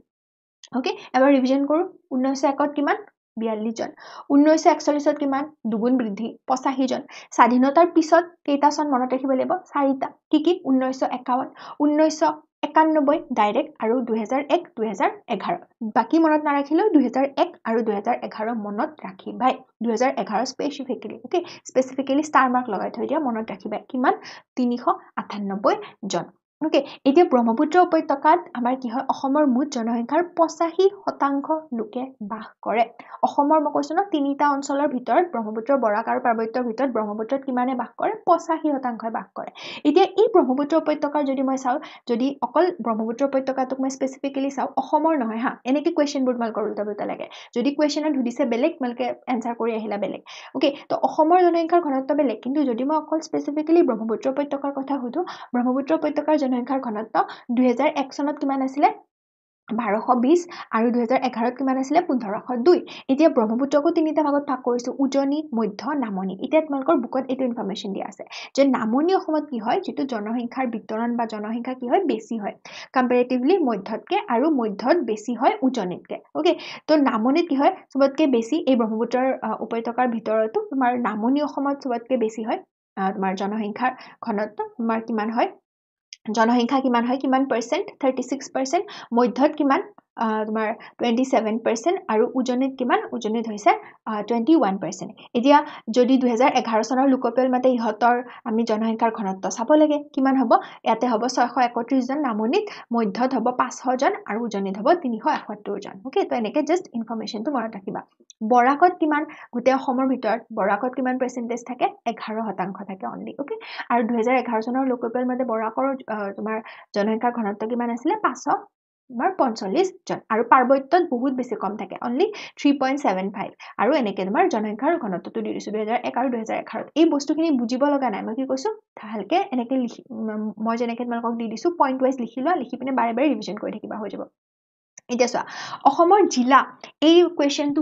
বহুত বেছি মানে তোমাৰ টেষ্ট পেপাৰ প্ৰিভিয়াছ কোৱেশ্চনত এই কোৱেশ্চন কেইটা ফৰ্ম হয় যে কোনখন জিলাত সবতকৈ বেছি জনসংখ্যা আছে আৰু কোনখন জিলাত সবতকৈ বেছি জনসংখ্যাৰ ঘনত্ব আছে দুটা কিন্তু ডিফাৰেণ্ট কোৱেশ্চন বহুত বেছি ইম্পৰ্টেণ্ট কনফিউজন হৈ থাকে কাৰণে এইকেইটা বেছিকৈ ফৰ্ম কৰে তোমালোকৰ এক্সামিনাৰে ওকে সো তোমাৰ 2001ত কামৰূপ জিলাত আছিলে অধিক জনসংখ্যাৰ জিলা আৰু ডিমা হাছাও আছিলে তোমাৰ আটাইতকৈ কম জনসংখ্যাৰ জিলা আৰু 2011ত কিন্তু বেলেগ 2011ত নগাঁওখন অধিকতৰ জনসংখ্যা হৈ গ'ল আৰু ডিমা হাছাওখন একে আছে আটাইতকৈ কম চোৱা এই যিটো তোমালোকৰ নোট ইয়াতে ডিমা হাছাওটো কমন চোৱা ডিমা হাছাও ইয়াতেও ডিমা হাছাও ইয়াতেও ডিমা হাছাও ইয়াতেও ডিমা হাছাও ইয়াতেও ডিমা হাছাও তো এইটো মনত ৰাখিব ইজি হয় জাষ্ট তোমালোকে হায়েষ্টটো মনত ৰাখি থোৱা তো জনসংখ্যাৰ ক্ষেত্ৰত 2001ত হায়েষ্ট আছিলে কামৰূপ আৰু জনসংখ্যাৰ ক্ষেত্ৰত 2011ত হায়েষ্ট আছিলে নগাঁও কিন্তু জনসংখ্যাৰ ঘনত্ব বুলি কোৱাৰ লগে লগে চেঞ্জ হৈ যাব জনসংখ্যাৰ ঘনত্ব বুলি কোৱাৰ লগে লগে উল্টা চোৱা 2001ত আছিলে নগাঁও আৰু 2011ত আছিলে কামৰূপ মেট্ৰ কিমান আছিলে জনসংখ্যাৰ ঘনত্ব সেইটো মনত ৰাখিবা 583 তাৰ পাছত 38 2010 আৰু 44 এবাৰ জনসংখ্যা বৃদ্ধিৰ কাৰণ বহুত ইম্পৰ্টেণ্ট এইটো তোমালোকৰ এটা লং কোৱেশ্চন ফৰ্ম হয় জনসংখ্যা বৃদ্ধিৰ কাৰণ মূলতঃ দুটা এটা হৈছে কি তোমাৰ প্ৰাকৃতিক বৃদ্ধি আৰু এটা হৈছে জনপ্ৰব্ৰজন প্ৰাকৃতিক বৃদ্ধি মানে কি যেনেকৈ আমাৰ জন্ম মৃত্যুৰ হাৰ হয়নে কেতিয়া কি হৈ যায় আমি গম নাপাওঁ সেইটো প্ৰাকৃতিক হয় কেতিয়াবা আমাৰ তেনেকৈ কৰোণাৰ সময়ত ইমান মানুহ মৰিল তো সেইটো এটা প্ৰাকৃতিক তোমাৰ দুৰ্যোগ বুলিয়ে ক'ব লাগিব সেইটো এটা তোমাৰ মহামাৰী সেইটো আহি গৈছে তাৰপিছত জন্ম বুলি ক'লে তোমাৰ সেইটো নিৰ্ভৰ কৰে বাৰু জন্মৰ তোমাৰ কাৰকটো সেইটো আমাৰ ফেক্টৰ নিৰ্ভৰ কৰে আমি কণ্ট্ৰল কৰিব পাৰোঁ ফেমিলি প্লেনিং জানা ন হাম দো হামাৰে দো তেনেকুৱা কিছুমান শ্লোগান আছে যিবোৰ চৰকাৰে তোমাৰ ইনিচিয়েট কৰিছিলে তোমাৰ জনসংখ্যাটো কণ্ট্ৰল কৰিবৰ কাৰণে তো এনেকৈ আমি কণ্ট্ৰল কৰিব পাৰোঁ বা আমি উন্নত চিকিৎসা পদ্ধতি হোৱাৰ কাৰণেও আমাৰ হয়তো আমাৰ জনসংখ্যা ষ্টেবল হৈ আছে হয়নে তো সেইটো তো এইবোৰ তোমালোকে ইয়াতে পঢ়িবা ইজি হয় তাৰপিছত প্ৰথম কাৰণটো আছিলে প্ৰাকৃতিক তাৰপিছত তোমাৰ কি প্ৰব্ৰজনৰ ক্ষেত্ৰত এই যিখিনি ভাগ ন বাংলাদেশ চোৱা এইখিনি যে বাংলাদেশৰ পৰা অসমলৈ অবাধ গতিত হোৱা অনুপ্ৰৱেশ আৰু তাৰপিছত চোৱা আধুনিক চিকিৎসা পদ্ধতিৰ প্ৰয়োগৰ ফলত হ্ৰাস পোৱা মৃত্যুৰ হাৰৰ প্ৰভাৱতো জনসংখ্যা কিছু পৰিমাণে বৃদ্ধি পাইছে তো এই যিটো তোমালোকৰ পেৰাগ্ৰাফ আছে এই পেৰাগ্ৰাফটোৰ পৰা এটা শ্বৰ্ট নোট বা এটা তোমালোকৰ লং কুৱেশ্যন তেনেকৈ ফৰ্ম নহয় বাৰু এটা শ্বৰ্ট নোট আহিব পাৰে ওকে তো তাত তেতিয়া তোমালোকে এই দুটা কাৰণৰ বিষয়ে অলপ বহলাই লিখি দিবা মেইন ইম্পৰ্টেণ্ট এতিয়া আহিল তোমাৰ কি জনগোষ্ঠী আৰু ভাষিক বৈচিত্ৰ্য এইবাৰ টেষ্ট পেপাৰত মই কোনখন ডিষ্ট্ৰিক্টৰ দেখিলোঁ পাহৰিলোঁ এইবাৰ টেষ্ট পেপাৰত মই এই কুৱেশ্যনটো দেখিছোঁ যে তোমালোকক ক্ৰমটো লিখিব দিছে ক্ৰমটো তেনেকৈ অহা নাছিলে আগৰ কেইবাৰ বা মানে অনুশীলনী কুৱেশ্যনত আছে বাট তেনেকৈ মই কিন্তু দেখা নাছিলোঁ অ'কে মোৰ যেতিয়া মই মেট্ৰিক দিছিলোঁ তেতিয়া তেনেকৈ টেষ্ট পেপাৰত আমাৰ ছেশ্যনেলতো বা প্ৰি টেষ্টতো এইটো কুৱেশ্যন কেতিয়াও অহা নাছিলে বাট এইবাৰ আহিছে অ'কে তো তাৰ কাৰণে তোমালোকক মই আগতেও এটা ভিডিঅ'ত তোমালোকক মই দি দিছিলোঁ ক্ৰমটো এইটো চবতকৈ বেছি ভয় খোৱা তোমালোকে হয়নে বাট ক্ৰমটো মনত ৰাখিবা ক্ৰমটো তোমালোকক মই এখন শ্লাইডত দি দিছোঁ চাবা এইটো ক্ৰম যিটো জনপ্ৰব্ৰজনৰ সুত হয় সেইটো যদি একাধিক্ৰমে মনত ৰাখা তাৰ বিষয়ে অলপ বহলাই লিখি দিলে ফুল মাৰ্কছ পাবা একদম টেনশ্যন ল'ব নালাগে প্ৰথমটো হৈছে অষ্ট্ৰিক জনগোষ্ঠী তাৰপিছত মংগোলীয় জনগোষ্ঠী আহিছিল তাৰপিছত আৰ্যসকল আহিছিল এতিয়া তাৰ ভিতৰত কোন পৰে যেনেকৈ অষ্ট্ৰিকসকলৰ ভিতৰত পৰে খাচীয়া আৰু জয়ন্তীয়াসকল অ'কে খাচীয়া জয়ন্তীয়াসকল কাৰ ভিতৰত পৰে মানে অষ্ট্ৰিক বুলি ক'লে আমি কাক বুজো খাচীয়া জয়ন্তীয়া মংগোলীয় জনগোষ্ঠী বুলি ক'লে আমি কাক বুজো জানা মংগোলীয় বুলি ক'লে আমি বুজো বড়ো মিচিং ৰাভা তিৱা দেউৰী এইবিলাকক বুজো আৰ্যসকল বুলি ক'লে আমি বুজো ককেশীয় জনগোষ্ঠীৰ লোক আৰ্যসকল কোনটো জনগোষ্ঠীৰ লোক ককেশীয় জনগোষ্ঠীৰ লোক মুছলমান সৈন্যসকল আহিছিল তাৰপিছত দিল্লীৰ চুলতানী ৰাজত্ব কালছোৱাত অ'কে সেইখিনি তোমালোকৰ পেৰাগ্ৰাফটোত ধুনীয়াকৈ লিখা আছে বহুত ইজি হয় আহোমসকল আহিছিল তাৰপিছত আহোমসকল কোনটো জনগোষ্ঠীৰ লোক মংগোলীয় জনগোষ্ঠীৰ লোক একদম মনত ৰাখিবা ব্ৰিটিছ শাসনৰ সময়ত হোৱা জনপ্ৰব্ৰজন ব্ৰিটিছ শাসন আহিল সেই সময়ত জনপ্ৰব্ৰজন হৈছিল সিহঁতে আনিছিলে হয়নে তাৰপিছত বাংলাদেশৰ পৰা প্ৰব্ৰজন হ'ল আৰু তাৰপিছত আন্তঃৰাজ্যিক জনপ্ৰব্ৰজন তো এইকেইটা তোমালোকৰ কি হয় ফ্ল' হয় এটা ক্ৰমত আছে প্ৰথমে কি আহিছিলে অষ্ট্ৰিক জনগোষ্ঠীৰ ভিতৰত কোন পৰিছিলে খাচীয়া জয়ন্তীয়াসকল তাৰপিছত কোন আহিল মংগোলীয় জনগোষ্ঠীৰ ভিতৰত যিকেইটা পৰে তাৰ ভিতৰত তোমালোকৰ এটা MCQ আহি থাকে যে প্ৰথমটো যিটো বৃহৎ জাতি মংগোলীয় জনগোষ্ঠীৰ ভিতৰত কোনটো হয় সেইটো হৈছে বড়োসকল ছেকেণ্ড বৃহৎ হৈছে মিচিংসকল থাৰ্ড বৃহৎ হৈছে কাৰ্বিসকল বহুত বেছি ইম্পৰ্টেণ্ট MCQ আৰু বাকী এই ফ্ল'টো এতিয়া তোমালোকে এই যিকেইটা পেৰাগ্ৰাফ দিয়া আছে ইমান বেছি দিয়া আছে হয়নে যে পূৰ্ববংগৰ পৰা তোমাৰ প্ৰব্ৰজন বা এইখিনি মই লিখিছোঁ চোৱা যে বাংলাদেশৰ পৰা হোৱা জনপ্ৰব্ৰজন 7 নম্বৰত আছে তো তাৰ বিষয়ে তোমালোকক যেতিয়া লং কুৱেশ্যন আহিব অলপ লিখি দিবা অ'কে ধৰা 4 লাইন মান ওকে ইয়াৰ পৰা অকল সামাৰি কৰি অলপমান লিখি দিবা হৈ যাব ইমান গুটে লিখিব নালাগে ওকে তো 5 মাৰ্কছৰ কোৱেশ্চন এটা আহিব পাৰে ক্ৰম কেটা যদি শুদ্ধ হয় ভালকে সবৰে দুই লাইন মানে লিখি দিবা আৰু যিকেইটা অলপমান বেছিকে তোমাৰ ইজি হয় সেইকেইটা 4 লাইন লিখি দিবা হৈ যাব তোমালোকৰ ফুল মাৰ্কছ মালকে পাবা একো টেনচন নাই এবাৰ আহা তোমালোকৰ নেক্সট টপিক পৰিবহন ব্যৱস্থা তো জনসংখ্যাৰ ক্ষেত্ৰত কি ইম্পৰ্টেন্ট কলো যে তোমালোকৰ প্ৰথমেতো অসমৰ ভৌগোলিক সীমা মনত ৰাখিব লাগিব চাৰি সীমা মনত ৰাখিব লাগিব তোমাৰ যেটো অৱস্থিতি হেতু লিখিব না আহানে বৰা আজিলে বাট এনে দ্ৰাঘিমাংক সংখ্যা মানে অক্ষাংশটো একদম যাতে ব্ল্যাঙ্ক হৈ নোযোৱা এক্সামত কিবা এটা হলে লিখি আহিব পাৰা তেনেকে অলপ হলে মনত ৰাখি থবা তাৰ পাছত তোমালোকৰ জনসংখ্যাৰ ঘনত্ব কোনটো ইয়াৰত কি আছিল মই কৈছো দুটা লোকপিয়াল বহুত ইম্পৰ্টেন্ট এটা হৈছে 2001 আৰু এটা হৈছে 2011 কোনবা যদি ইমানো মানে সিৰিয়াসলি লোৱা নাই এটো চ্যাপ্টাৰ তথাপিও তোমালকে 2011 টো পঢ়িবা 2011 টো মানে আহিবই ওকে এটা নহয় এটা এমসিকিউ টো ফৰ্ম হ'বই 2011 টোৰ ওপৰত তো এটো পঢ়িবাই তাৰ পিছত তোমাৰ জনসংখ্যা কলে যে ব্ৰহ্মপুত্ৰ বৰাক আৰু পাৰ্বত্য এই কেখনৰ তোমালোকৰ জনসংখ্যা ক'ত কিমান আছে হেতু নালাগে বাট তোমালোকৰ ঘনত্বৰ যেটো হাৰ ওকে ঘনত্ব কিমানত কোনটো লোকপিয়ালত ঘনত্ব হেতু লাগিব জনসংখ্যাটো নালাগে ঘনত্বটো ইম্পৰ্টেন্ট এবাৰ হা পৰিবহন ব্যৱস্থা এইবিলাকৰ ক্ষেত্ৰত তোমালোকৰ কি হয় এমসিকিউ কেটাটো ইজি হয় কেটা বাৰে বাৰে ৰিপিট হয় কেটা জানা মেইন ফৰ্ম হয় তোমালোকৰ লং কোৱেশ্চন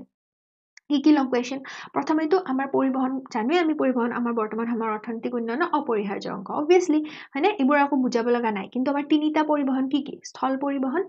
পথ পৰিবহন স্থল পৰিবহন মানে পথ পৰিবহন and then তোমাৰ সেকেন্ড কি জল যেটো জল পৰিবহন আৰু তোমাৰ কি লাষ্টত আকাশী পথ হয়নে আমাৰ যেটো বায়ু পথ ওকে তো স্থল জল আৰু আকাশী এই তিনিটা তোমাৰ কি আছে এই তিনিটা লাইন আছে আমাৰ এই তিনিটা ধৰণৰ আমাৰ পৰিবহন ব্যৱস্থা আছে ওকে তো এতিয়া তোমালোকৰ বুকত কোন কিটা টপিক আছে জানানে পৰিবহন ব্যৱস্থা সেইকাৰণে মই পথ পৰিবহনটো আহি গল তকে কাৰণ বুকত পথ পৰিবহন বুলি আছে যেটো স্থল পৰিবহনৰ ভিতৰত তোমালোকৰ পথটো লাগিব আৰু ৰেলটো লাগিব পথেৰে যেটো যায় আৰু যেটো ৰেলেৰে যায় কাৰণ এই দুটা বেছি ইম্পৰ্টেন্ট হয় ন আমাৰ ফেক্টৰ পথ পৰিবহনৰ মানে তোমাৰ স্থল পৰিবহনৰ ক্ষেত্ৰত ওকে কোনটো লাগিব পথ পৰিবহন আৰু ৰেল পৰিবহন আৰু দেন তোমাৰ জলৰ ক্ষেত্ৰত আৰু বিমানৰ ক্ষেত্ৰত আমি অলপ পঢ়িব লাগিব চোৱা মই তোমালোকক ধুনিয়াকে দি দিছো পিডিএফ টো এইকাৰণে ফলো কৰিবা পথ পৰিবহনৰ ক্ষেত্ৰত তোমালোকৰ কোনবিলাক আহে জানানে এটা শৰ্ট নোট আহিব পাৰে যে পথ পৰিবহনৰ সুবিধাবোৰ কি তো এইকেইটা সুবিধা এতিয়া মাটিমেন্টে নাযাও ইজি হয় পঢ়ি লবা এইকেইটা ইজি হয় বহুত ইজি হয় তো পথ পৰিবহনৰ সুবিধা কেইটা চাবা দেন তোমালোকৰ এই তালিকাখন নালাগে কিন্তু এই তালিকাখনৰ মানে কিয় দিছে তালিকাখন যে আমাৰ 7 প্ৰকাৰৰ পথ আছে আমাৰ পথ পৰিবহনৰ ভিতৰত কি আছে 7 প্ৰকাৰৰ পথ আছে কি পথ পকি পথ আছে পকি নোহোৱা পথ আছে ৰাষ্ট্ৰীয় ঘাইপথ আছে ৰাজ্যিক পথ আছে জিলাৰ প্ৰধান পথ আছে গাঁৱলীয়া পথ আছে আৰু নগৰৰ পথ আছে মুঠ পথৰ দৈৰ্ঘ্য ডাইৰেক্ট লিখিব নাহে এমসিকিউ আহিব পাৰে তো মুঠ এটা জাস্ট এস্টিমেটেড মনত ৰাখা যাতে এমসিকিউ আহিলে টিক কৰিব পাৰা ওকে তেনেকে তোমাৰ চোৱা এইখিনি দেন তোমাৰ ৰেল পৰিবহনৰ সুবিধাবোৰ কি হেতু ইম্পৰ্টেন্ট ওকে তাৰপিছত চোৱা এই যেটো এমসিকিউ বাৰে বাৰে আহে যে তোমাৰ এই যেটো উত্তৰ পূব সীমান্ত ৰেল মণ্ডল হয়নে যেটো আমাৰ অসমৰ ৰেল পৰিবহন ব্যৱস্থাৰ দায়িত্বত আছে এই ৰেল মণ্ডলটো ইয়াৰ মুখ্য কাৰ্যালয় ক'ত আছে গুৱাহাটীৰ মালিগাঁৱত আছে দৈৰ্ঘ্য কিমান এতিয়া ইয়াতে তোমালোকৰ এই যে মিটাৰ গজ ব্ৰড গজ বুলি আছে একচুয়ালি কি হয় আমাৰ ৰেল যেটো চলে ন ৰেল লাইন আমি কওঁ ন ৰেল লাইন তিনি প্ৰকাৰৰ তোমাৰ ৰেল লাইন থাকে কি ব্ৰড গজ মিটাৰ গজ আৰু নেৰো গজ জাস্ট তোমালোকৰ বুজি পোৱাৰ কাৰণে মই লিখি দিছো ইয়াতে তোমালোকক দিয়া আছে ন এই চোৱা যে ইমান কিলোমিটাৰ ৰেলপথ হৈছে মিটাৰ গজ বা ইখিনি কিলোমিটাৰ ৰেলপথ হৈছে ব্ৰড গজ ব্ৰড মানে কি ইংলিশত জানা ন ব্ৰড মানে কি BROAD ব্ৰড মানে কি ওয়াইড বহল তো যিবোৰ ৰেলত মানে কিছুমান ৰেলত কিছুমান সংকেত সিম্বল সংকেত কিছুমান লিখা থাকে যেনেকৈ W লিখা থাকিলে গম পাবা সেইটো বহল হয় ওয়াইড হয় মিটাৰ গজত Y লিখা থাকে আৰু নেৰো মানে কি ঠেক তো নেৰো গজত কি লিখা থাকে Z লিখা থাকে ওকে মিটাৰ গজটো তোমাৰ নৰমালি ব্যৱহাৰ হয় ব্ৰড বা ব্ৰডটো তোমাৰ হয় ব্ৰড মানে ডাঙৰ যেটা পথ তেনেকুৱা ডাঙৰ যেটো এলেকাবিলাকত ডাঙৰ যেটো ৰেল লাইন কিন্তু নেৰো হলে কি পাহাৰ পৰ্বতৰ মাজত যিবোৰ ৰেল লাইন থাকে তেনেকুৱা হেবোৰ নেৰো গজ ওকে তো হেতু জাস্ট তোমালোকৰ এইখন মেপ নালাগে ৰেলৰ ক্ষেত্ৰত জল পৰিবহনৰ ক্ষেত্ৰত কি হয় যেহেতু আমাৰ অসমখন কি নদী প্ৰধান হয়নে আমাৰ মেইন নদী কোন আমাৰ অসমত কোনে আমাৰ কোন দুখন নদী আছে আমাৰ ব্ৰহ্মপুত্ৰ আৰু বৰাক আৰু কি আছে ইহতৰ উপনৈ বিলাক আছে ইহতৰ কি আছে উপনৈ হয়নে এতিয়া চোৱা যে নাব্য জলপথ এইখিনি চোৱা যে ব্ৰহ্মপুত্ৰ নাব্য জলপথটো দেশৰ দ্বিতীয়টো ৰাষ্ট্ৰীয় জলপথ কেতিয়া ঘোষণা হৈছিলে 1988 চনত এটা হল এমসিকিউ ফৰ্ম হয়নে তাৰপিছত চোৱা বৰাক নদীৰ লখিমপুৰৰ পৰা ভাঙ্গালৈ মুঠ ইমান কিলোমিটাৰ আছে তো এইটো 2023 চনত দেশৰ ষষ্ঠ ৰাষ্ট্ৰীয় জলপথ হিচাপে তো এনেকুৱাকৈ তোমাৰ স্পেচিফিক বস্তুবোৰ মনত ৰাখিবা তেনেকৈ চোৱা যে অসমত জল পৰিবহণ ব্যৱস্থাৰ উন্নতিৰ হকে দুটা চৰকাৰী সংস্থা আহি যাব পাৰে দুটা চৰকাৰী সংস্থা কি কি প্ৰথমটো হৈছে কেন্দ্ৰীয় আভ্যন্তৰীণ জল পৰিবহণ নিগম আৰু সেকেন্ডটো হৈছে আভ্যন্তৰীণ জল পৰিবহণ সঞ্চালকালয় মানে এই সংস্থা দুটাৰ প্ৰধান দায়িত্ব হৈছে কি দায়িত্ব সেইটো চাই ল'বা তাত ফেৰী ঘাট এই চোৱা তোমাৰ জল পৰিবহণ বিভাগৰ তিনিটা মণ্ডলত সৰ্বমুঠ কেইখন ফেৰী চলি আছে কেইখন জাহাজ চলি আছে তাৰপিছত অসমৰ আভ্যন্তৰীণ জল পৰিবহণৰ সুবিধাসমূহ কি কি আমাক পথ পৰিবহণৰ সুবিধা লাগিব ৰেল পৰিবহণৰ সুবিধা লাগিব আৰু জল পৰিবহণৰ আমাক সুবিধা লাগিব তাৰ পাছত এইকেইটা তোমাৰ সুবিধা এবাৰ আহিল বিমান পৰিবহণ ধুবুৰীৰ ৰূপসীত থকা বিমান বন্দৰটো ভালেমান বছৰ ধৰি অচল হৈ আছে এতিয়া এই ৰূপসীতটো মই কিয় হাইলাইট কৰিছো তোমালোকৰ যিখিনি মেপৰ লোকেশন আহে সেইখিনি পাথৰ পৰা চেপ্টাৰৰ পৰা আহে তো মেপৰ কাৰণে মই তোমালোকক বেলেগে ভিডিও বনাই দিম বুলি কৈছো বাট ইয়াতে চোৱা যে ৰূপসীত যদি তোমালোকক মেপত আহে লোকেশনটো কৰিবলৈ এটা ৰূপসীত বহুতে কি ৰূপসীত ক'ৰ পৰা আহিছে টান কুৱেশ্যন কাটিছে আউট অফ সিলেবাস কাটিছে বাট বুকতে দিয়া আছে ৰূপসীত ক'ত আছে ধুবুৰীত আছে এতিয়া ধুবুৰীখনটো এটাটো লোকেশন জানা না যে ব্ৰহ্মপুত্ৰৰ ওপৰ নে তল তোমালোকে জাষ্ট এষ্টিমেট কৰি পিনে জাষ্ট মেপত বহাই দিব পাৰা হয়নে তেনেকৈ আহে গুৱাহাটীৰ বিমানবন্দৰটো জানাই তোমালোকে একমাত্ৰ আমাৰ উত্তৰ পূব ভাৰতৰ ভিতৰত একমাত্ৰ যিটো আন্তঃৰাষ্ট্ৰীয় বিমানবন্দৰ তাৰ পাছত তোমালোকৰ কি আহিব আৰু ইয়াতে আৰু নালাগে মেইন হৈছে তোমালোকৰ ইম্পৰ্টেণ্ট কি পৰিবহণ ব্যৱস্থাৰ সমস্যাসমূহ তাৰ লং কুৱেশ্যন ফৰ্ম হয় ইয়াতে 10টা পইণ্ট দিয়া আছে বুকত এই কুৱেশ্যনটো তোমালোকৰ 5 মাৰ্কছৰ কাৰণে আহিব 5 মাৰ্কছতকৈ তেনেকৈ বেছি নাহে এই কুৱেশ্যনটো আহি থাকে ওকে এই কুৱেশ্যনটো বা এই চেপ্টাৰটোৰে এনেকুৱা আৰু কেইটামান কুৱেশ্যন আছে মই কৈ দিম তো সেই কুৱেশ্যন কেইটাত তোমালোকৰ বুকত পইণ্টছ দিয়া আছে হয়নে তো এই পইণ্টছ কেইটাৰ ভিতৰত মই কি কৰিছিলোঁ যিকেইটা চিম্পলেষ্ট পইণ্ট হয় সেইকেইটা মনত কৰিছিলোঁ গোটেইকেইটা মনত ৰাখিব নালাগে তোমালোকে এই 10টা পইণ্টৰ ভিতৰত 7টা পইণ্ট চিলেক্ট কৰি লোৱা পৰীক্ষাত সেই 7টা পইণ্টৰ ভিতৰত হয়তো 5টা তোমালোকৰ মনত থাকিব এটা দুটা পাহৰিব পাৰা তো সেফটিৰ কাৰণে 7টা মনত ৰাখা ইজনী 7টাই মনত থাকিছে 7টাই লিখি আহিলা বেছি ভাল তো সেই 5 মাৰ্কছৰ কাৰণে তোমালোকে 6টা 7টা পইণ্টছ লিখিবলৈ ট্ৰাই কৰিবা যিকেইটা ৰাউণ্ড দিছো সেইকেইটা ইজি হয় আৰু যিকেইটা কিৱৰ্ডছ ওকে যিকেইটা লাইনত মই কিৱৰ্ডছ কেইটা হাইলাইট কৰি দিছো সেইকেইটা দি সেই লাইন কেইটা মনত ৰাখিবা এনেকুৱা নহয় যে গোটেই ডাইৰেক্ট বুকিশ লাইন কেইটা উঠাই দিব লাগিব জাষ্ট তোমালোকৰ যদি মনত থাকে যেনেকে ভূ প্ৰকৃতিৰ বাবে যাতায়াত ব্যৱস্থা সম্প্ৰসাৰণ কৰাৰ ক্ষেত্ৰত যথেষ্ট সুবিধা হয় মানে ইমান ইজি যে ভূ প্ৰকৃতি মানে কি আমাৰ অসমখন কি অসমান সেইকাৰণেতো অসম মানে কি আমাৰ পাহাৰ পৰ্বত চব আছে আমাৰ প্লাৱন ভূমিয়ে জ্বলা হয় চব আছে আমাৰ অসমত সেইকাৰণে আমাৰ কি হয় জলপথবোৰ আমাৰ যিটো পথ মানে পথ পৰিবহণ সেই পথ পৰিবহণ জলপথ হওক বিমান পথ হওক বা এইবোৰ তোমাৰ নিৰ্মাণ কৰাত অসুবিধা হয় হয়নে তো সেইটো এটা পইণ্ট যেন তোমাৰ মাটিৰ গুণাগুণ ইমান ঠিক নহয় তো এইবোৰ যিবোৰ তোমালোকৰ পইণ্টছ আছে যেনেকৈ বৃহৎ বজাৰৰ অভাৱত তো এইবোৰ বস্তু তোমালোকে 7টা পইণ্ট তেনেকৈ এই কিৱৰ্ডছ কেইটা দি মনত ৰাখিবা অসমৰ সম্পদ আহি গ'লো এবাৰ নেক্সট থাৰ্ড টপিক অসমৰ সম্পদৰ ক্ষেত্ৰত বহুত ইজি হয় এইটো আৰু এই টপিকটো ক'ত পোৱা অসমৰ সম্পদটো অৰ্থনৈতিক ভূগোলত পোৱা মেইনলি তাৰে টপিক হয় এইটো যে সম্পদ আৰু সম্পত্তিৰ মাজত পাৰ্থক্য কি বহুত বেছি ইম্পৰ্টেণ্ট কুৱেশ্যন হয়নে এতিয়া সম্পদক আমি কি ভাগত ভাগ কৰিব পাৰোঁ সেই অৰ্থনৈতিক ভূগোল চেপ্টাৰটোত আছে ইয়াতে তোমালোকক এই চেপ্টাৰটোৰ পাৰ্সপেক্টিভৰ পৰা এই কুৱেশ্যনটো ফৰ্ম নহয় কিন্তু এই তোমালোকৰ চেপ্টাৰটো কি হয় আছামিছত তোমালোকৰ এছে এখন আছে ন অসমৰ সম্পদ তাত অলপমান ইয়াৰ পৰা হেল্প ল'ব পাৰা কিন্তু অসমৰ সম্পদৰ ক্ষেত্ৰত মেইনলি কি আহে জানা তোমালোকৰ মেপত লোকেশ্যন আহে মেপত ধৰা মই কৈ আছো তেনেকৈ প্ৰাকৃতিক সম্পদ ওকে প্ৰাকৃতিক সম্পদত কি আছে ভূমি সম্পদ বন সম্পদ খনিজ সম্পদ আৰু জল সম্পদ তেনেকৈ ভূমি 4 প্ৰকাৰৰ মৃত্তিকাৰে গঠিত কি এইটো এটা কুৱেশ্যন হ'ব পাৰে অসমৰ মুঠ মাটিকালিৰ কিমান শতাংশ মাটিত খেতি কৰা হৈছে এইটো এটা কুৱেশ্যন অসমৰ তোমাৰ কেই ধৰণৰ তোমাৰ অৰণ্য পোৱা যায় সেইটো দেন অসমত মুঠতে কিমান মাটিকালিৰ কিমান শতাংশ তোমাৰ বনাঞ্চল আছে এইটো কিমান সংৰক্ষিত বনাঞ্চল কেইখন ৰাষ্ট্ৰীয় উদ্যান কেইখন অভয়াৰণ্য এতিয়া মই তোমালোকক যেতিয়া এই এনসাৰটো দিছিলো কমিউনিটি পোষ্টত বহুতে কমেন্ট কৰিছা যে বা এতিয়াতো 6খন ৰাষ্ট্ৰীয় উদ্যান বা অভয়াৰণ্য বেলেগ তো এইবোৰ কি হয় তোমালোকৰ ডাটা মতে তোমালোকৰ বুকৰ ডাটা মতে লিখিলে তোমালোকক কাটি নিদিয়ে কাৰণ তোমালোকৰ বুকখনত যিখিনি তোমালোকৰ ইনফৰমেশ্যন আছে সেইখিনি লৈ পিনে আমি চলিছো কিন্তু যদি তোমালোকে আপগ্ৰেডেড কৰিছা বা জানা লিখিলে ভাল কিন্তু তোমালোকক কাটি নিদিয়ে ওকে বুকৰ মতে লিখিলে টেনশ্যন নাই তাৰ পাছত চোৱা যে কয়লা খনিজ তেল চুনশিল চোৱা মই কি কৈছিলো যে এই টপিকটোৰ পৰা মেইনলি কি আহে তোমালোকৰ ৱেইট এ মিনিট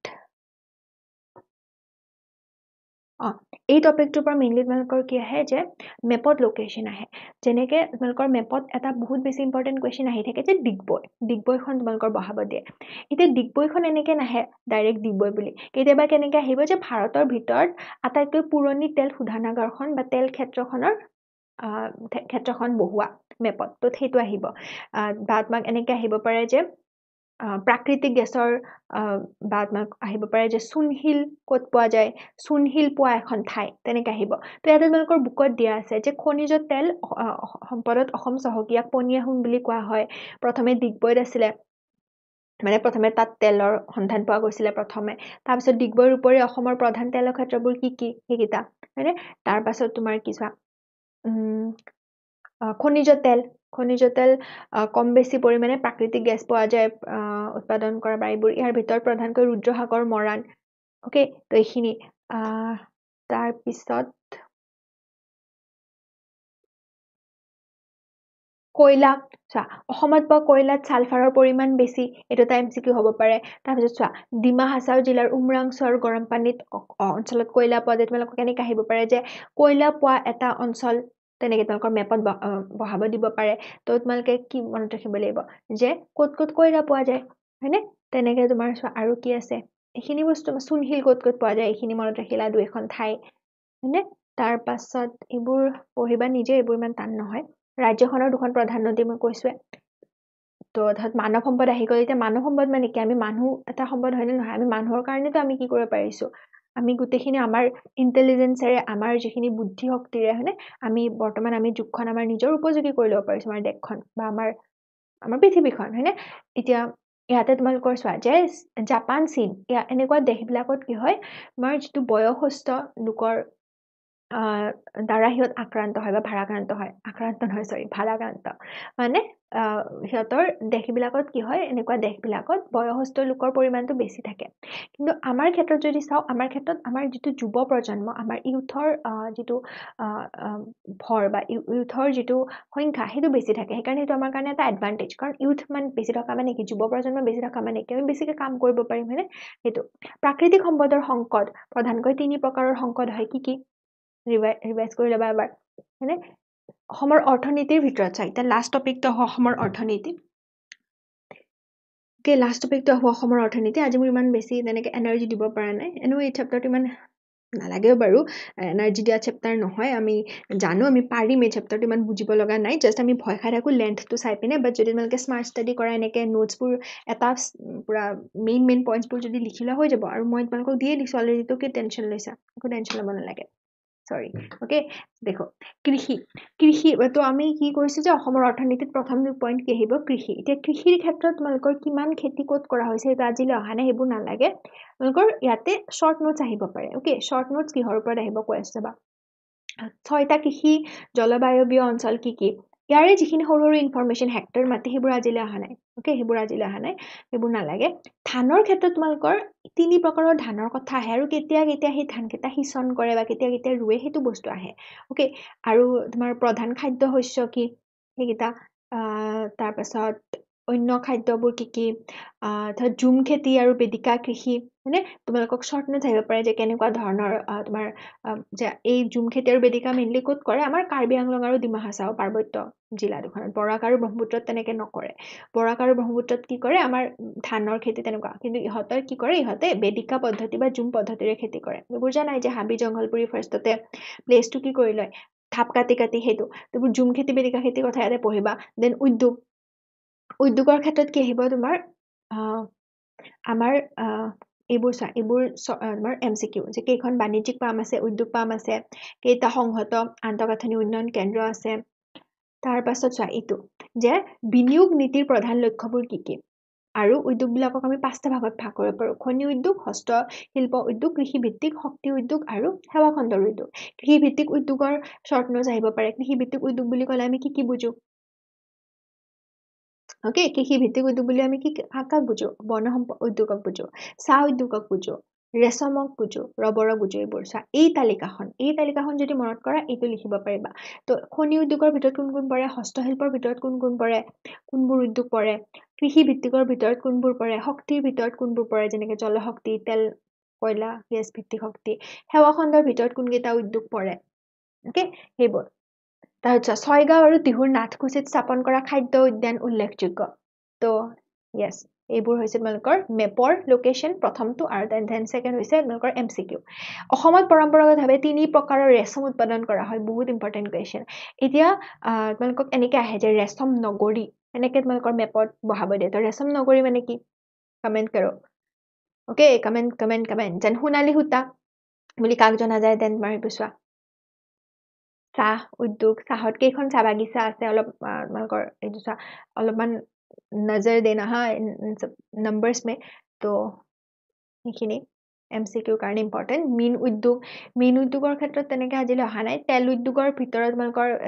তেল সেইকেইটা এই শোধানাগাৰকেইটাৰ নামটোৱে আহে গুৱাহাটীটোৰ মানে তোমাৰ গুৱাহাটীৰ লোকেশ্যন ডিগবৈ লোকেশ্যন বঙাইগাঁৱৰ লোকেশ্যন মেপত নুমলীগড়ৰ লোকেশ্যন বহুত ইম্পৰ্টেণ্ট মই তোমালোকক ইম্পৰ্টেণ্ট ইয়াতে লং কুৱেশ্যন কৈছোঁ ন যে 3-4টা লং কুৱেশ্যন আছে প্ৰথমটো আমি পৰিবহণ ব্যৱস্থাৰ যিখিনি সমস্যা সেইখিনি পালোঁ সেইটো এটা লং কুৱেশ্যন হ'ব 5 মাৰ্কছৰ তাতে তোমালোকৰ পইণ্টছ আছে 10টা পইণ্টৰ ভিতৰত 7টা পইণ্ট মনত ৰাখিবা বা 5টা 6টা ভালকৈ লিখিলেও হ'ব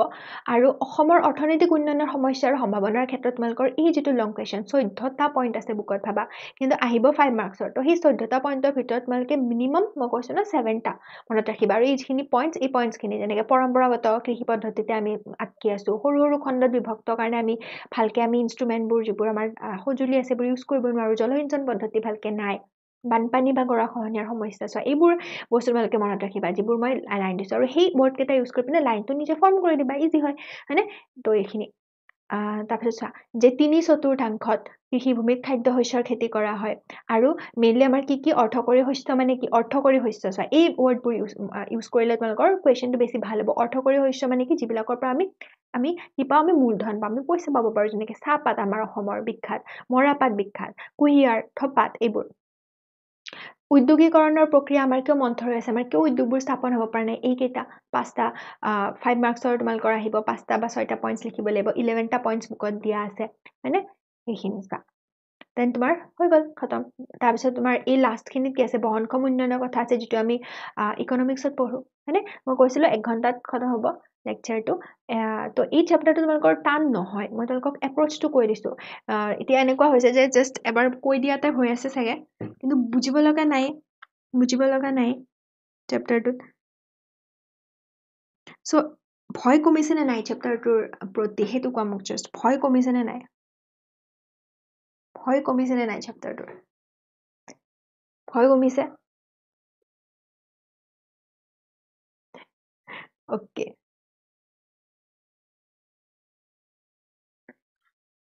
চাবা ইয়াতে তোমালোকক মই মেপৰ কাৰণে মই কৈছোঁ ন এইটোৱে মই ক'ব ওলাইছিলোঁ যে মেপৰ কাৰণে মই এক্সট্ৰাকৈ এটা ভিডিঅ' দি দিম মেপত কি লাগে কমেণ্ট কৰি আছা তো মেপৰ কাৰণে আমি কিছুমান ইম্পৰ্টেণ্ট পাষ্ট ইয়েৰৰ কুৱেশ্যনছ কিছুমান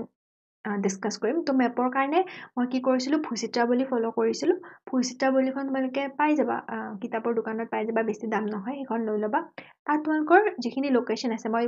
ভিডিঅ'ত ভালকৈ তোমালোকক ডিটেইলছত কৈ দিম তো সেই ভূচিত্ৰাৱলীৰ পৰা কেনেকৈ ফ'ল' কৰিছিলোঁ সেইখিনি হৈ যাব বা মই তোমালোকক যদি ভূচিত্ৰাৱলী কিনাও নাই টেনশ্যন ল'ব নালাগে ন আই এম হিয়াৰ ভূচিত্ৰাৱলীৰ পৰা তোমালোকক মই ফটো মাৰি পিনে দি দিম অ'কে হোৱাটছআপ চেনেলত কানেক্ট হৈ ল'বা মোৰ লগত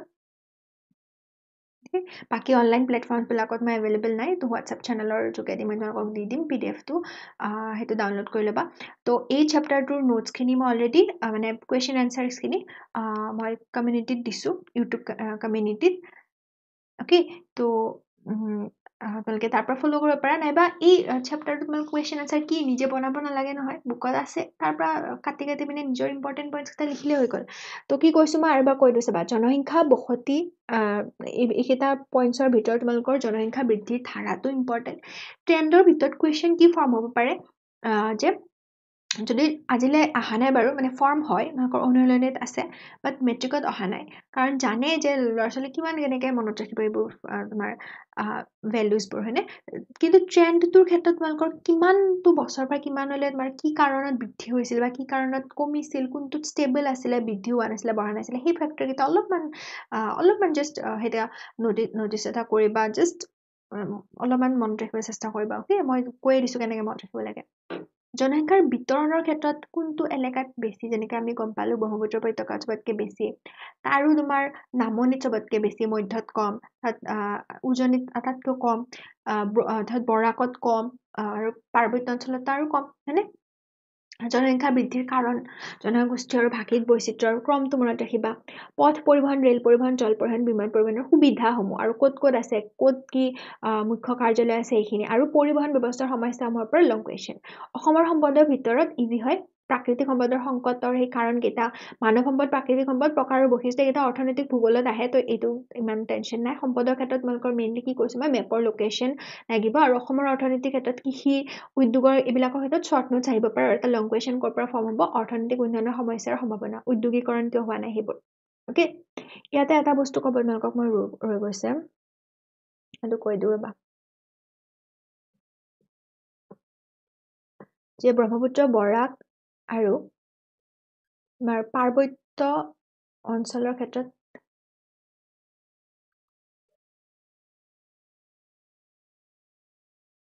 এই চোৱা যে ব্ৰহ্মপুত্ৰ আৰু বৰাক উপত্যকাৰ মাজত অৱস্থিত কাৰ্বি আংলং আৰু ডিমা হাছাও পাৰ্বত্য জিলা দুখনক সামৰি লোৱা পাৰ্বত্য অঞ্চল তো পাৰ্বত্য অঞ্চল মানে কি কাৰ্বি আংলং আৰু ডিমা হাছাও অ'কে এইটো জানা চাগে হয়নে এইটো জানা আৰু এটা বস্তু আছিলে ৰ'বা এইটোৱে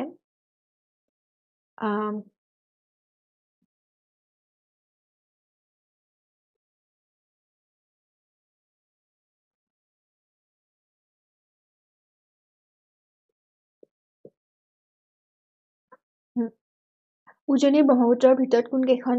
জিলা পৰে লখিমপুৰ পৰে শিৱসাগৰ মানে মধ্য ব্ৰহ্মপুত্ৰৰ পিছত কি পৰে মৰিগাঁও নগাঁও নামনিৰ ভিতৰত কি পৰে জানাই আৰু বৰাক উপত্যকাৰ এই বস্তুটো মই ক'ব আছিলে যে বৰাক উপত্যকাৰ 3খন জিলা কি বৰাক উপত্যকাত অনলি 3খন জিলা আছে এইটো জাষ্ট এটা ইনফৰমেশ্যন বা আহি যাব পাৰে অ'কে বিকজ ভিতৰত আছে মন নকৰিব পাৰে তোমালোকে বৰাক উপত্যকাৰ ভিতৰত 3খন জিলা কি পৰে জানানে কৰিমগঞ্জ হাইলাকান্দি আৰু কাছাৰ জিলা অ'কে কি কৰিমগঞ্জ হাইলাকান্দি কাছাৰ জিলা মই এখন টেষ্ট পেপাৰত দেখিছিলোঁ এইটো কুৱেশ্যন আহি যাব পাৰে অ'কে টেষ্ট পেপাৰত আহিছে মানে আহিব পাৰে পাৰ্বত্য জিলা দুখন কি এইটো অলৰেডি মই ক'লো ন তো এই বস্তু ক'ব বিচাৰিছিল যে বৰাক উপত্যকাৰ ভিতৰত কোনকেইখন আৰু তোমালোকৰ পাৰ্বত্য জিলাৰ দুখন আৰু বাকী চব ব্ৰহ্মপুত্ৰৰ ভিতৰত পৰে আৰু ব্ৰহ্মপুত্ৰৰ কোনটো ভিতৰত কি পৰে সেইটো কিয় লাগে জানানে মধ্য ব্ৰহ্মপুত্ৰত উজনি ব্ৰহ্মপুত্ৰ নামনি ব্ৰহ্মপুত্ৰত কোনকেইটা পৰে কিয় লাগে মেপৰ কাৰণে লাগে যদি তোমালোকে জানা যে বৰপেটাত জিলাত কিবা এটা এনেকুৱা জেগা আছে যিটো তোমাৰ ফেমাছ হয় বা যিটো তুমি জানিব লাগে তো সেই জেগাটো তোমালোকৰ যদি মেপত লোকেশ্যনটো আহে তোমালোকে যদি বৰপেটাটো জানা কোনখিনিত আছে ব্ৰহ্মপুত্ৰৰ ওপৰত আছে নে তলত আছে নে কোনটো দিশে আছে তো তোমালোকে সেইটো ডাইৰেক্ট কৈ দিব পাৰিবা ন হয়নে বুজিছা বাকী একো টান নহয় চেপ্টাৰটো কিবা বুজি নাপালে সুধিবা মই ভাবোঁ যে এই চেপ্টাৰটো তোমালোকৰ একো নাই আৰু বেলেগ এইকেইটাই আহিব তাতকৈ বাহিৰত তোমাৰ নাহে মই কৈছোঁ ন একদম নাহে এতিয়াৰ পৰাতো একদম কান্দি থাকিব নালাগে এই চেপ্টাৰটোৰ প্ৰতি চ' হ'ল বুজি পালা চ' ইয়াতে মই এই লাইভ ছেশ্যনটো এণ্ড কৰোঁ এতিয়া অ'কে যিহেতু পৰীক্ষা আহিছে তোমাৰ আজি ভাগৰ ধৰিছে একচুৱেলি বাট তথাপিও মই লাইভ ছেশ্যন তোমালোকক কৰি পিনে ডিলে নকৰিলোঁ তো সেইকাৰণে চৰি অলপমান এনাৰ্জিটো কম হৈ আছে বাট একো টেনশ্যন নাই আমি নেক্সট বাকীকেইটা চেপ্টাৰো যিমান পাৰোঁ মই জল্দি তোমালোকে যিকেইটা মানে এতিয়া তোমালোকক লাগে এইকেইদিনৰ ভিতৰত যিকেইটা তোমালোকক ইম্পৰ্টেণ্ট বুলি ভাবা সেইকেইটা ক'বা সেইকেইটা মই জাষ্ট কভাৰ কৰিম ইকনমিক্স আৰু পলিটিক্স আই থিংক কোনেও কোৱা নাই নালাগে বুজি পাইছে চবে মানে আগৰ ভিডিঅ'বিলাকো মোৰ আছে তাৰ পৰা চাই ল'বা বাকী তোমালোকৰ